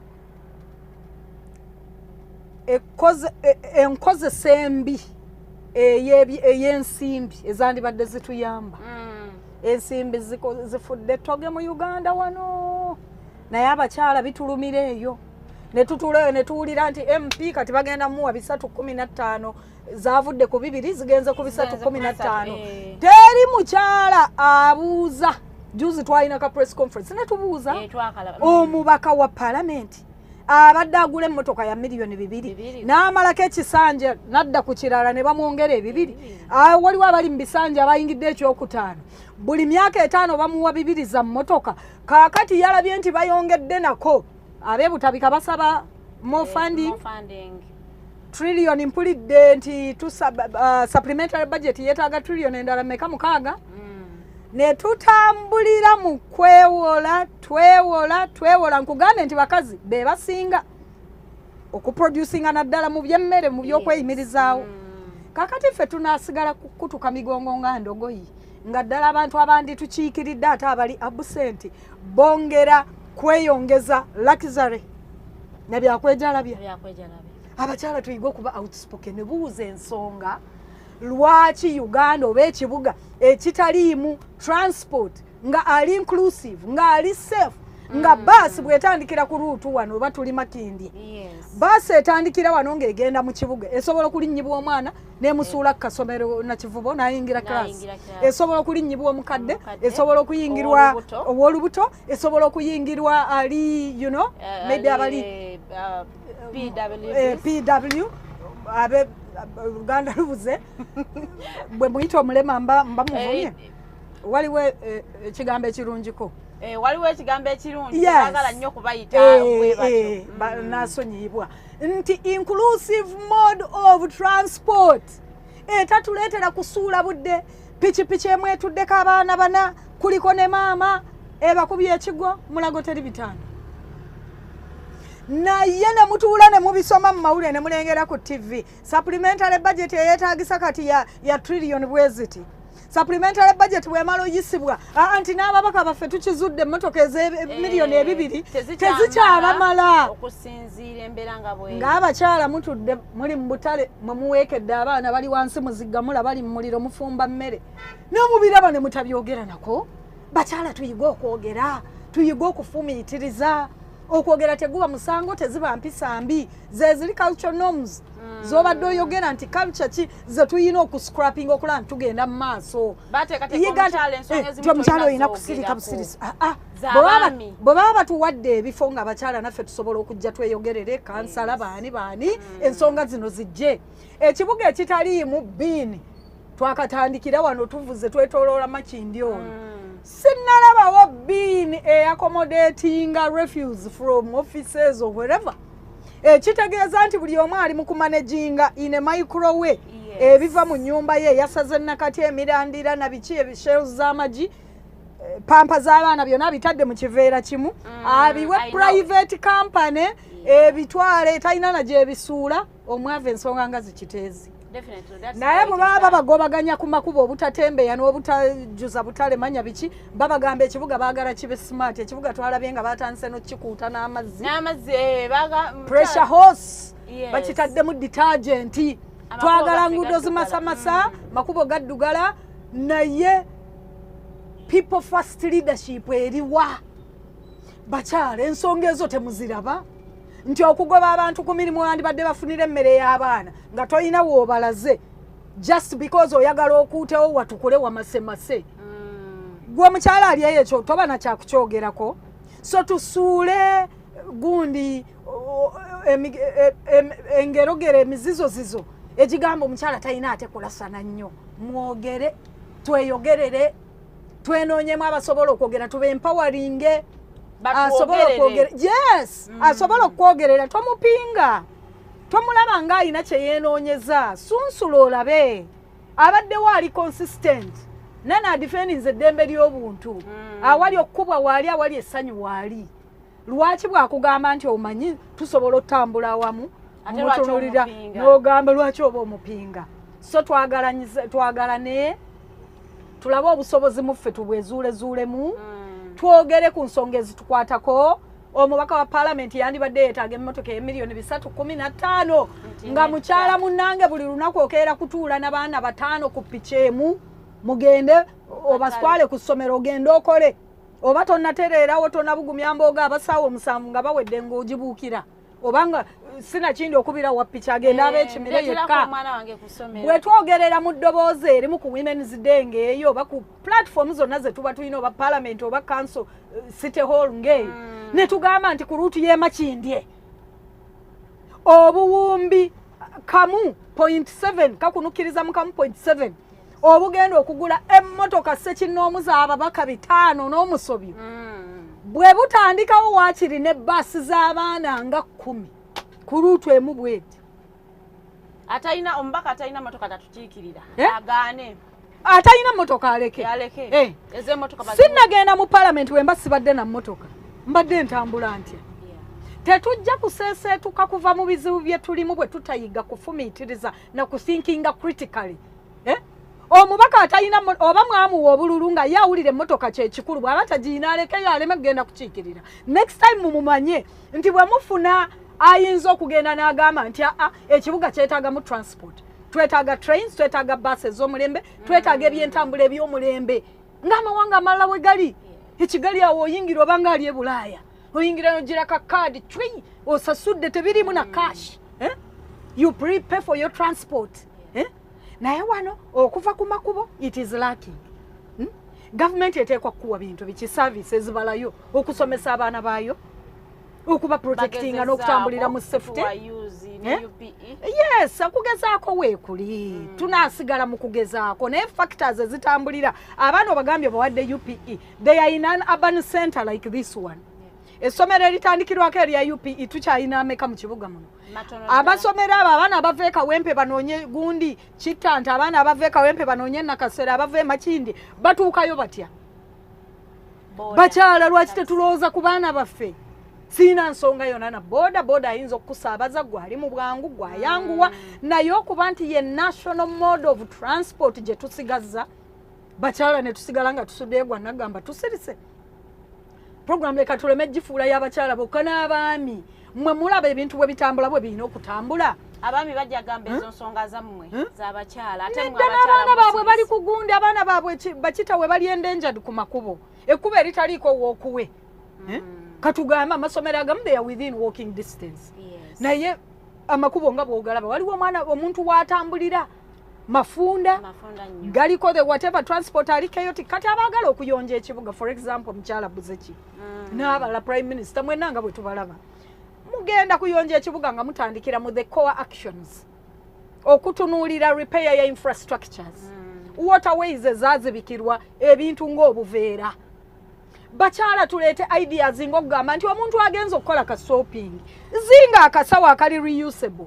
Tuyina ebitengi bino mutungira ebitengi mu kibuga awo ne mutungamu obusawo ebiwere ebifisse weeka akasawo yingira supermarket bakuwa ebintu obiteekemu. Nze mu kujja kwange mugundi ekimu ku manifesto zange ndabira danga the ways zo cleaning ekibuga zina kutandikana buli dakiika eyita mu kibuga muno kibuga ntabiro ya business bano bagula bano bateekamu buli dakiika eyita waliwo obuveera nga 10 obuparking bwamu ebintu buli dakiika kuba every minute abantu bali mu butale baliwa obudde buziba ndooza ng'ekibuga tukosezza obuveera maybe kawumbiko obuveera obucupa obumalibwamu amazzi ne soda buli dakiika buli bumeka. Twakatambulira wano waalabyewa kinanka ni container ennene ng'esoma plastic deposit here. Waalabyeyo kampuni kyoba Coca-Cola baani etaddewo nti incentive ku mulyango gwa supermarket nti bw'onoonywa soda ono naggwamu mu kifanta big bw'anaggwamu gikomyewo akacupa kano tukuwemu siringi 2. Omanyi that would work? Yeah, I have seen where I think in the UK where people no jetutambulira yes Europe ne walala Germany oyite Germany byokozesa plastic bwoba oyina obudde obumuzaayo omuzaayo bins ezigenda mu refuse okuva mu mayumba bannanyini mayumba za apartment bins ziri okwecha plastic binene nnyo bwe biti birungi omugenda ebipapula omugenda amacupa gatise omugenda pampa naye wano amayumba amatiribo nagolaba ag'obuwumbi mulimu amako muli abantu ayambula omwana pampa n'agiteeka mu kiveera kyekimu n'omugenzi nakati n'omugenzi kyeuza amagi mwe muli n'ebikuta by'amatooke awareness ngaffe abantu eriwa just imagine those things twakafiirwa abantu ekiteezi naye tuyina iddi alowooza nti enguudo zikuuta ekiro n'ozisikuuta ne jig kijja kukola tandika n'okusensitizing abantu mubalaba ng'abayivu n'ebintu ebimu tebabimanyi tamanyi nti kyabulaba okukwata ebicupacupa ne pampa ne paadi ne nakati n'emboga n'amagi n'ossa mu kiveera kyekimu ne bano private companies kima ebintu bino kyeziba ziremererwa bayina okuteekamu abaana basosole ebinankani gundi avakedo basootinge kasasiro lwaki tumusootingira ku mitendera egyo lwaki kesisi ye tekiwemamu omutwe negamba abakyala bafe abali mu katale gundi bajja kuba bavaamu kino refuse ne bamu categorizinga abadde anywa akantu ecupa eyatise Coca-Cola otunda Pepsi otunda ebintu mu cupa ezatika accident byatise do you ever care where those things go abantu babiteeka mu kasasiro ne biteebwa gye biteebwa ne byeraptinga kutta abantu mu kiteezi ekyo bw'okyogerako nga activist kikusibya ssebo n'ebibuuzo tuyiga okubibuuza naddala abakyala bwe tuba tuvuddeyo mu leadership tugende mu buziba bw'ebintu ebiyamba community zaffe. Public transport kintu kikulu nnyo abakyala okutambula nga tetubonaabona bakyala tusiiba mu kweraliikirira oyina abaana ku university okimanyi tebayina mmotoka tewali transport mulala okujjako piki omwana alinnye kati agenze mukono ku university ku piki kyakusaalirwa omu kuffe omwana gwe nabeeranga naye mu programu wananjera yafiira ku piki. Avoidable fatalities. Emmotoka 1,000 kuba tuyina private schools zirimu abaana buli stream erimu abaana 100 naye abaana abo badropingibwa emmotoka nga 7 buli kumaca. Emmotoka zino tuvuga muvumba abasinga. Emmotoka ze tuvuga gye ziva mileage eba yaggwako bavuga mileage. Bw'otunula ebitongole nga UN baleeta mmotoka kapyata wano bazibalira nti emmotoka eno bw'eneebeera ku ruuto eri Kiryandongo eri ggulu mu kiseera nga kino mileage ng'etuuse wano eba tekyali unsafe. Byefulumya biba tebikyali unsafe eri obutonde eri abantu abagikozesa ne ba third party abali mu community. Eyo bagiteeka wali olw'obutafiirwa ezimu batera zitunda ku auction. Naye ffe ne twettanira ne Japan used bondi zijjudde. Emmotoka 8 zonna zikeera ku ssomero essomero eryokubiri ne zikeerako emmotoka 10,000 elites buli omu dropping akaana ke mmotoka emu erimu omwana omu abaana 10 bali ku ruutu yemu street yemu gye bavudde bonna basulawa lukulina nganda bagenda ku ssomero lyerimu. We would rather each drive your old cars there. Bwatutuula ng'abakulembeze ng'abantu abatambuddeko ne tulaba systems bwe zikoze abantu bwe baimprovinze ku kukuuma obutonde obutonde obukuuma otya ne bwe tunaakuuta enguudo zino ng'abazikozesa bakyali omwo bassa ebikakka tukeera ne tubeera mu jaamu. Ntera nnyo okukozesa ekintu omuntu yambuuzaako ekibuuzo ne kimpa ebirowoozo ebiyitirivu. Muntu yankyalira ng'alina ensi gy'avudde. Naye wano abatalina mmotoka za bwannannyini batambula batya? How do they get around? Nemubuuza nekanga mbweti nentuula nongaye nanga maze sinaaba baasi yonna tetulina kebe school bus teriiwo.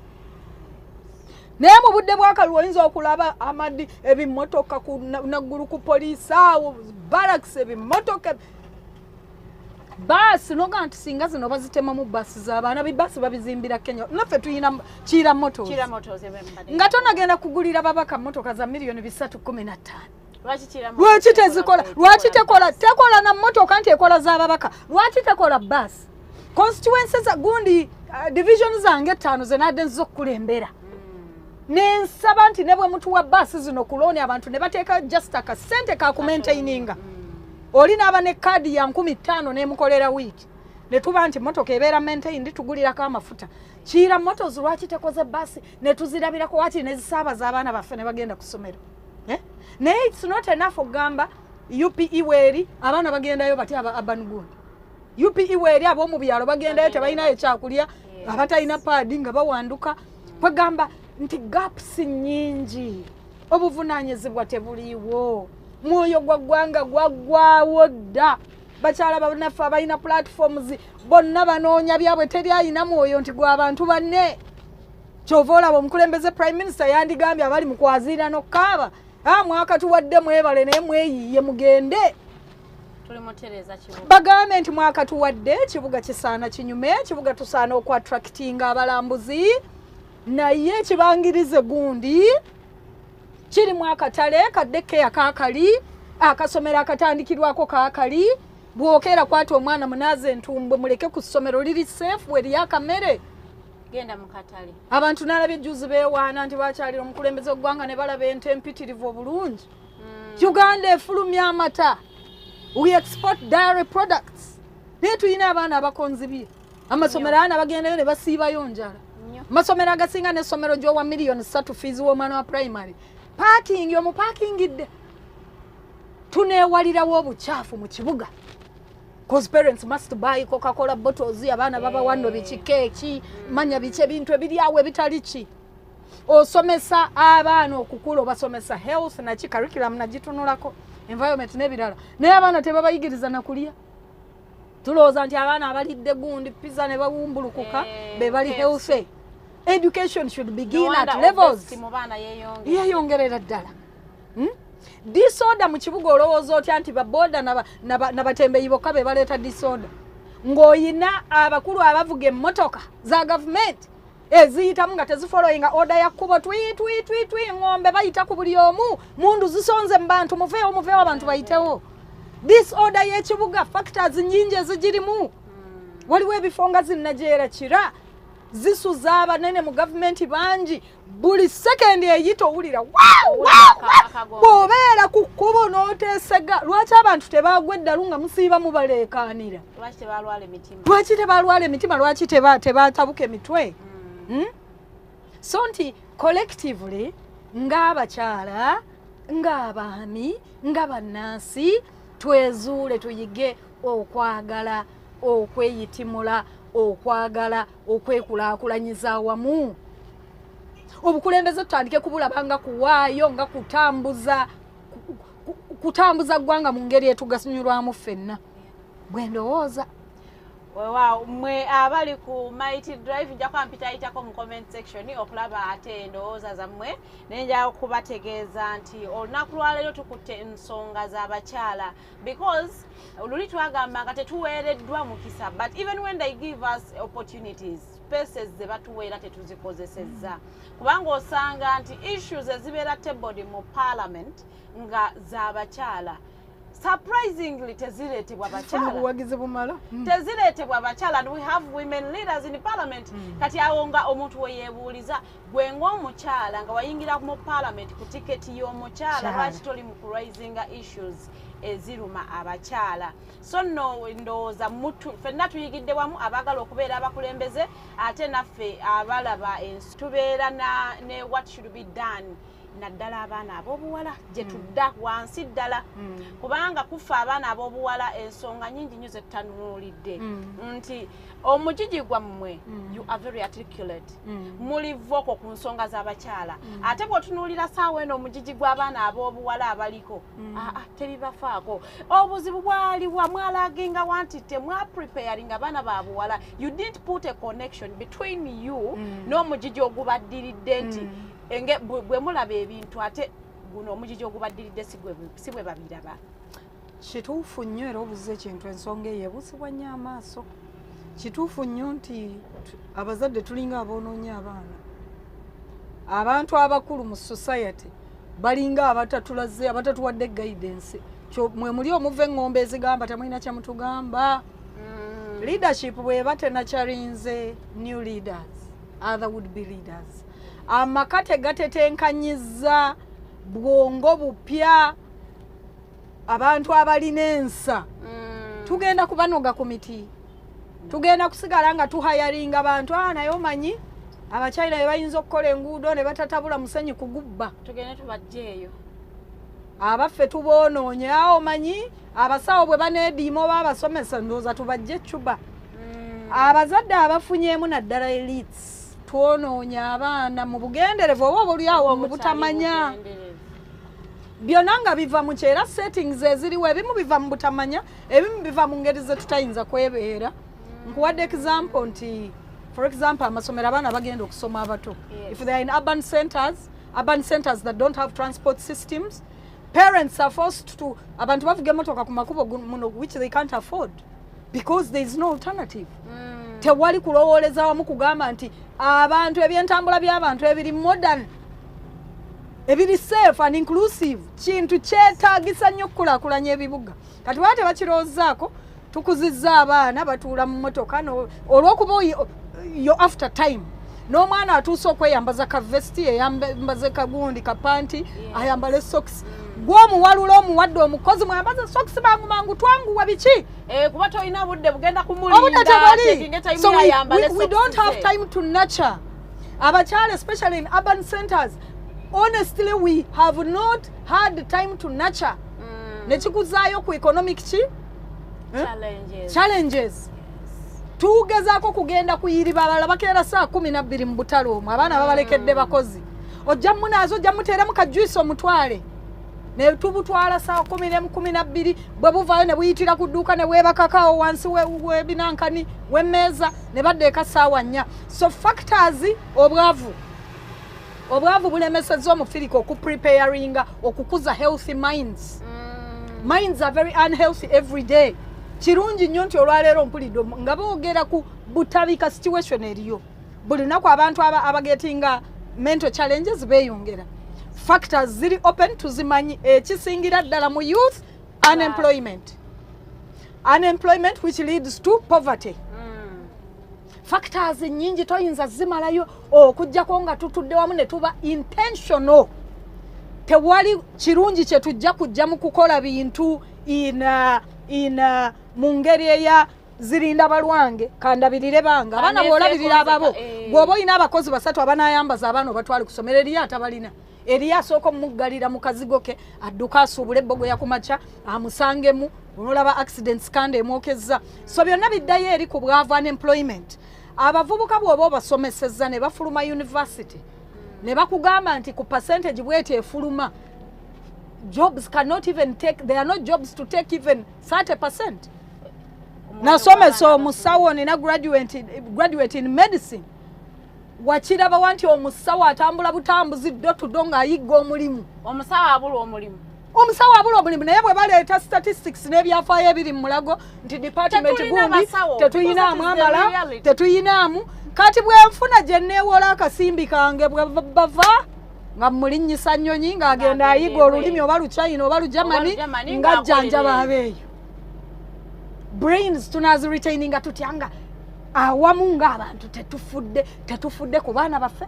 Abaana tubateerawo abakozi 3 babambaze socks ne panty babatwale ku ssomero babavuge babajjeyo omwana ake ava ku mmeeza ng'alinnya mmotoka ako kwegamba nti n'omwana ow'omwavu ezo zandibadde privilege ez'omwana just ali awo ekikabalabirira ezo zandibadde privilege for rich people. Naye naffe abateesobola weesanga nti olwokuba tewali systems okakibwa ogenda weewole emmotoka mu bondi kubanga olina okudropinga abaana ku ssomero. It is safer obatiisa piki obatiisa gundi unsafe roads.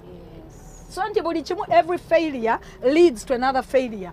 Tuteeseteesa abaana to take up leadership whatever. Tuteeseteesa abaana to take up roles mu institutions ez'enjawulo. Omwana wo nga bw'omumanya ayinza okutuula mu bank n'alabirira ssente za institution ne ziba safe business n'ekulaakulana.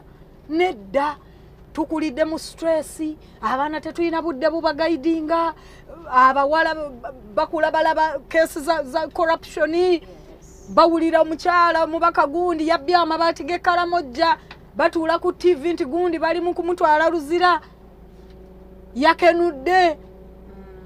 Stories ebalaba zizimba abantu abanaatwala eggwanga mu maaso. Naye waliwo ngambye nti nammwe temubadde intention okuguluminga abaana bano. Kivaawa challenge esinga kuva wali mu bwavu. Omwavu tayina budde bulabirira family. Obwavu bukutudde amaka buleese products oba kye wandiyise yes products emiji gy'omuto guleese product y'abaana abatayinza kweyamba abataagala kuwuliriza toyina kyotugamba. It has even come on the political scene. Engombo eyatolina kyongamba abakadde temulina kye mutugamba. Ani aleetedde abaana abo okulooza nti abakadde tebandibadde na kyabagamba. Balabye abakadde mu kifo ky'obba planingiranga eggwanga bakenula bukenuzi nti oli azimba ennyumba ku kyalo nga ne district enamba temuli health center yenkana nnyumba oprepare ogruminga mwana kyagenda kuvaamu kugenda mu society ki. Abalinawo abazisisa oba mu ngeri etali ntuufu abaana babatisse babatutte Canada kusoma. UPE ayambye ani omulekedde ani boolese mu UPE bagenda kubeera badeniyani ne boosomeseza eri they will have to come home. Bagenda kumanaginga batya society erimu abantu abakotogeddwa. So every failure leads to another failure. Naye unemployment kizibu kinene kyafectinze banna Uganda. Unemployment hitting the youth ne women in a disproportionate way. Febe esinze okunyigiriza nakugambe dda nti abaami bakibali mu butonde omwami ensonga bwe zimuyitirirako ngadduka emmere bwebula nti biki obwavu bubakubye nnyo mukazi gwomukazi woosalirawo nti kankeere nsiimule wagundi nonde kasasiro mugundi mu compound yono adduka ate nejaddukidde nayo n'azaala. So it all boils down to responsibility. Obuvunaanyizibwa, rights to the demanding, naye obuvunaanyizibwa tubukutte tutya? Obuvunaanyizibwa bwaffe ng'abakyala bukwatiddwa butya? Ndi mukyala nondeddwa kukulembera abakyala abalala. The pride that should come out of serving these people. The pride that should come out of being true to yourself. Tinaalongo mugongo guludde nga gunsumbuwa. Kisanja kino sijja kuddayo.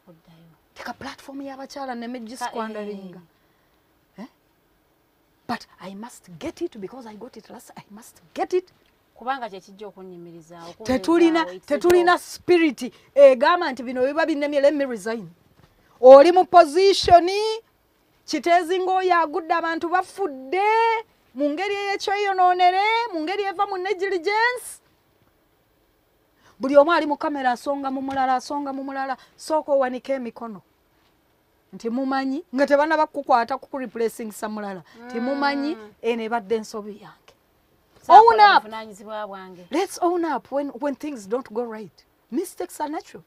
Okubeera ne tutuulira ensonga gundi yagamba gundi yateesa kasasiro tumanaging bwetu wabuuliza nze agenda okwowuninga up ndabidde kwani ya owuninga up nga bwe kyakolawa kakati Women's Day America bwe bakeera ne bagaba abakyala tuveeyo international neefuuka international bwe tuba twabakoppako ekyo lwaki tetubakoppako kigamba nti Prime Minister bwakeera ensonga enjego neegwawo nga ddala mu butuufu ensobi eri mu leadership agamba kanzire ebbali akafa nsonyi kaddawo. Prime Minister agenda kugamba ne wano beyongera kuwaga. Tumalirize banene ekigambo trade order ddala erese ina kasamba tukokerimu because tugase unemployment obwavu bungi nnyo, we can't deny that. Urban poverty mweri abo mu byalo bagezaako batuleetera emmere tugirya kasasiro tumumansa. Trade order yo teyina birungi because buli abavaayo mujogerako ekibiina ebirungi weebiri gw'omanye essanyu lyenna empewo gye neegazanyirizaamu nga nzikiridde awo bannange abaana babasoboza abagibwawo teryakusika mukono teryakukuba ntumbwe kuba olinnye mu butungulu bwe. Yes, empisa embi nazo mu bantu baffe abadde beesenza ku street ezo oba otambula n'osamba ennyaanya nakukuba n'akuvuma n'akuwemula. Kituufu. Ebirungi weebiri. Mukyala buze ki ne ttiimu zo ne KCCA ne ministry ya Kampala ebirungi weebiri tubiraba. Nze ndi mupangisa mu kibuga. I rent like 3 whatever trade areas. Tuyina challenges zotalabanga nti opangisa ekifo n'okisasula million 3 omwezi. N'omalako week number nga totunze wadde mitwalo 5. Why? Because n'abamu ku bayina amaduuka babadde kati baayigwa olukujjukujju. Ebintu wabireeta n'abiyiwa wali n'afunayo abatembeeyi nga 10 n'abibayiira. Ebirungi weebiri naye gaps bojja wano. Bwenjogera ku transport ntulete transport ali inclusive kuba ekyo kyenjaga oteekako essira ne as a titleless leader ngenda kubeera ku Kampala ono. I am going to lead in Kampala whether I have a title or not. Kyengenda okusigalako improving infrastructure y'enguudo tukibeereko naye enguudo zeetaagako safe inclusive transport for all city dwellers. Tujja kwewala ebizibu nga piche zirika abantu abanje nnyo tujja kwewala ebizibu nga abalowooza nti obudde bubakutte nnyo bagenda bavuga bwe baagala. Tujja kwewala ebintu ng'okugulira ba MP emmotoka nti wennajjira mu bisanja ebiddako mbe nga nsobola okulinnya basi kutte kaadi yange nguze ya wiiki 15 zintambuza nzije ku parliament kuba waliwo route egenda okunzija mu Makinde East mapping paka ku parliament. Lwaki tumenya ba constituents mbu batugulira emmotoka za milioni 315 nga mu bulamu bwo eyo naawe togigulangako kyekyo kyetutuleetedde okulaba abantu abakulu bakabira mu kamera ekirooto kye mu kise nga babakubya akalulu abantu abakulu sijja boogera mannya shali mushale onkozo otya embeera yonna nebeera ya ddiiri yonkozo otya tuddeyo ku bukulembeze obwensa mwoyo gwa ggwanga gubeewo tuleme kuboolagana akalulu oba kawedde owenaale mutonda babubi. Mukyala buze kibwenkuba ebifaananyi nembiweereza babloga abaguliddwa mbu basaasaanye mbu kuba tukuuta nguudo nembiweereza nti mu CDB emu ekibuga kyoli mukutamu enguudo kilomita emu bokirira Kafumbe mukasa banka ziri mu cooperatingira mu Kasasiro mwasimawo oluguudo temwalumala ne mujjula mu Kasasiro byonna bira bwendete ensonga bwetyo bannange nankulu tompendulira ababloga government eno erimu abakulembeze nga bonna kyovola ababloga bakutta akatikati bantu bayitirivu kyovola president abatuuza n'abawe ebijjulu why because buli feba activist buli nsonga gy'oleeta they have prepared gangs that are ready to beat you bakuwemule bakukole ki nalongo tolina kyogamba bwendeeta ensonga eza mwoyo gwa ggwanga kalulu kaggwa siri mukulembeze naye obwongo tebugenze ebirowoozo byange tebigenze manifesto tefudde embrace it. I am a volunteer. I am not paid as you are. Take my idea tumayo teams zo gitume Kafumbe mukasogambo mukazi ono efaana byataddeyo nina ekintu kyandetedde backlash nenvuma nnyo ku Twitter okwo simanyi muntu yateeka Kenya bannayuganda bakuuse enguudo wanyirira nnyo nti in the same eyo street gye bali mukuuta less than a kilometer this is what's there tolimo you're not patriotic. Let us stop patriotism eri paid for yekifuula nenge yekigwagwa inverted patriotism tuvaluing ennyo amaloboozi g'abantu nti siriawo nina kye neeyagaliza ekyamaanyi naye nsaba ebintu bikole bitukolere ffenna. Yes, waliwo ekiseera mwaka nga gumu ebiri omwana wa minisita yafiira ku kapikipiki ate sigamba nti pikipiki mbi nnyo bodaboda zituyamba fe aba bizinesi oba olina okukutula akantu nga piki ddala yina okukutuusaawo naye bwe tukifuula nti ye transport aliwo ali national ataabaza abantu mu bibuga katuyina cities mmeka tine cities zonna toyina gy'owulira school bus toyina gy'owulira tram toyina gy'omanyi line ya train nti evudde jinja eyingidde mukono tewali weeri abantu bemusuubira okubeera productive tubajje mu bwavu tugende mu middle income status. How are they going to get about from point A to point B? Kubanga ne busalale bwe tukolera bugwera mu transport naye gwomanyi how rich you have to be in Kampala here okumanaging okutambula buli lunaku pichi omanye ebbeeyi eri mu kutambuza pichi. Nina abaana nga basatu bakeera mu university ez'enjawulo mami njagala eza chef boda mami nze njagala ennyumba emu transport mu lunaku ogwera mitwalo ng'egyo oba mukaaga egyo. When are we going to be productive and kola ebintu sente tuzinvesting mu farming urban farming n'ebirala nsembyawo nga ngamba kino abakyala empowerment tulunde tulime ababadde nti bajiddwa ku nguudo bane bwogenda ofumiitirizaamu nze sibyogera nti nkudaala kuba naalongo gw'otundira mu maduuka okudaala nedda nange ebirowoozo natandise ddo bifuna tulowooze out of the box. Let's think out of the box. Emirimu emirala weegiri farming bane buli muntu ali mu kibuga munaalya oba afunye sente oba tazifunye agenda kulya eggi oba afunye sente oba tazifunye yeetaaga olunyanya n'akatungulu. Tulowooze ku mirimu emirala amawanga agamagagga ge twegomba tewali nsonga ejja wano baana Canada kugenda kukungula mboga ng'emboga ze tulina tezitumala nga Rwanda yandyetaaza emboga eziva e Uganda nga Kenya. So let's think out of the box. Emirimu tongamba nti mbyogedde kuba ffe tugenze tukulamu ugenda okulowooza nti smart collar jobs ze zikola zokka emirimu nga tetunnakaaba bbula lyajo weeriri it's real tegiriiwo oba oliawo abatusooka tebateeseteese bulungi tutandikire mu kutondawo emirimu egyo. Lately abavubuka bangi benyigidde mu kulunda ng'okwenkoko enkoko even in urban areas ziri possible. Bazadde muteera abaana capital mu mirimu egy'emikono emirimu egy'omutwe tuleme kubeera kukaaba bukaabi graduate mu discipline yonna ayinza otandikira mu kwetonderawo omulimu. Tweyanziza nnyo tweyanzege bannaye ndowooza ensonga ya transport singa ensonga manifesto temwagitegeera bulungi twali badde tuwanana akalulu naye kale 2031 Luzi yabagamba ebirungi temubyagala azzeeyo ku faamu ye nze enkwatidde ddala ku mutima. Yes, we are losing a lot mu kavuyo mukyala buze kisikuyinaako tabunze ngenda kweyongera okubanga highlighting kati bwemuba mwasazeewo ti ekibuga kijja kwerebwa bakazi numwanya okusanga abakyala bannange nga bali mu nfuufu beera bagisitula talina kyayerawo just waliwo nfuufu and a few debris n'obuyinjayinja obuva mu nguudo ezikutuse. Singa tuyina systems ziringa zeggambye nti Coca-Cola ekwatagana ne KCCA Pepsi ekwatagana ne KCCA ne banoonya bwe bakwata amacupa gano ne bagazeeri oba ne bagawa abanaga reusing nti supermarket zikwatagana ne KCCA ne tuwaya nga bwe kyali e Germany nga bwe kiri gundi nti azze mu supermarket oba asobola okugula ensawo reusable mujjeeko 2,000 nga bwe kiri mu supermarket entonotono endala ezimu zentone nnyo naye zisinga zisiba zipaakinga ebintu mu kaveera akagenda okubeera mu mwala by evening njagala okubulira nti tetulina discipline tetugenda kunenya cases abasinga banyatakinze nti ani asuula obuveera ababusuula they don't know any better or they don't have options tutambudde tuyise mu Makindi ondazeeyo collection point yonna ng'eri safe ng'akacupa bwenkakasuka ddala kanaagwa muli tuyinawo etteeka ddala nga likola waliwo baleeta ne bakwata eyasuula ekigundi mu tulina etteeka erikakata ku maka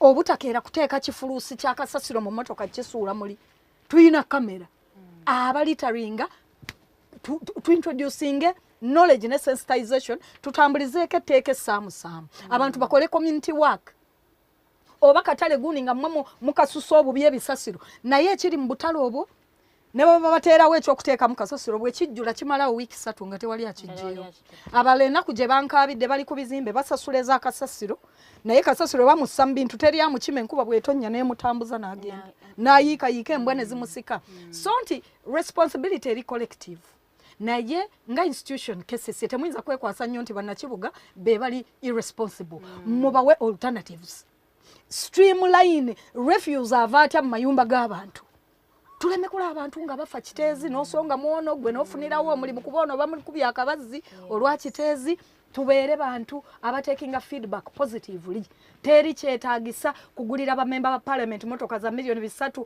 mu 15 abasobola mutwegatteko enkya okutwala mu maaso omulamu ogwo twagala public transport eri inclusive egatta bonna egatta MP n'otuula mu baasi n'otuula n'omusawo agenda emulago n'otuula n'omwana agenda ku ssomero mwenna ne mutuuka gye mugenda on time tubyetaaga it is long overdue order y'ekibuga ejja kutandikirawo mpola mpola wow. Toyanziza nnyo toyanzege mbadde balabi balungi nnyo abatambudde naffe leero tubadde mu kuyiga tubadde mu kulaba butya bwe tuyinza okwetereza ng'abakyala naye ate ne community oba eggwanga lyonna okutwaliza awamu njagala okubanga mbasiibulira bano tusisinkane olunaku olw'enkya zigenda kubeera essaawa 2 ez'okumakya mbeere bulungi mweraba.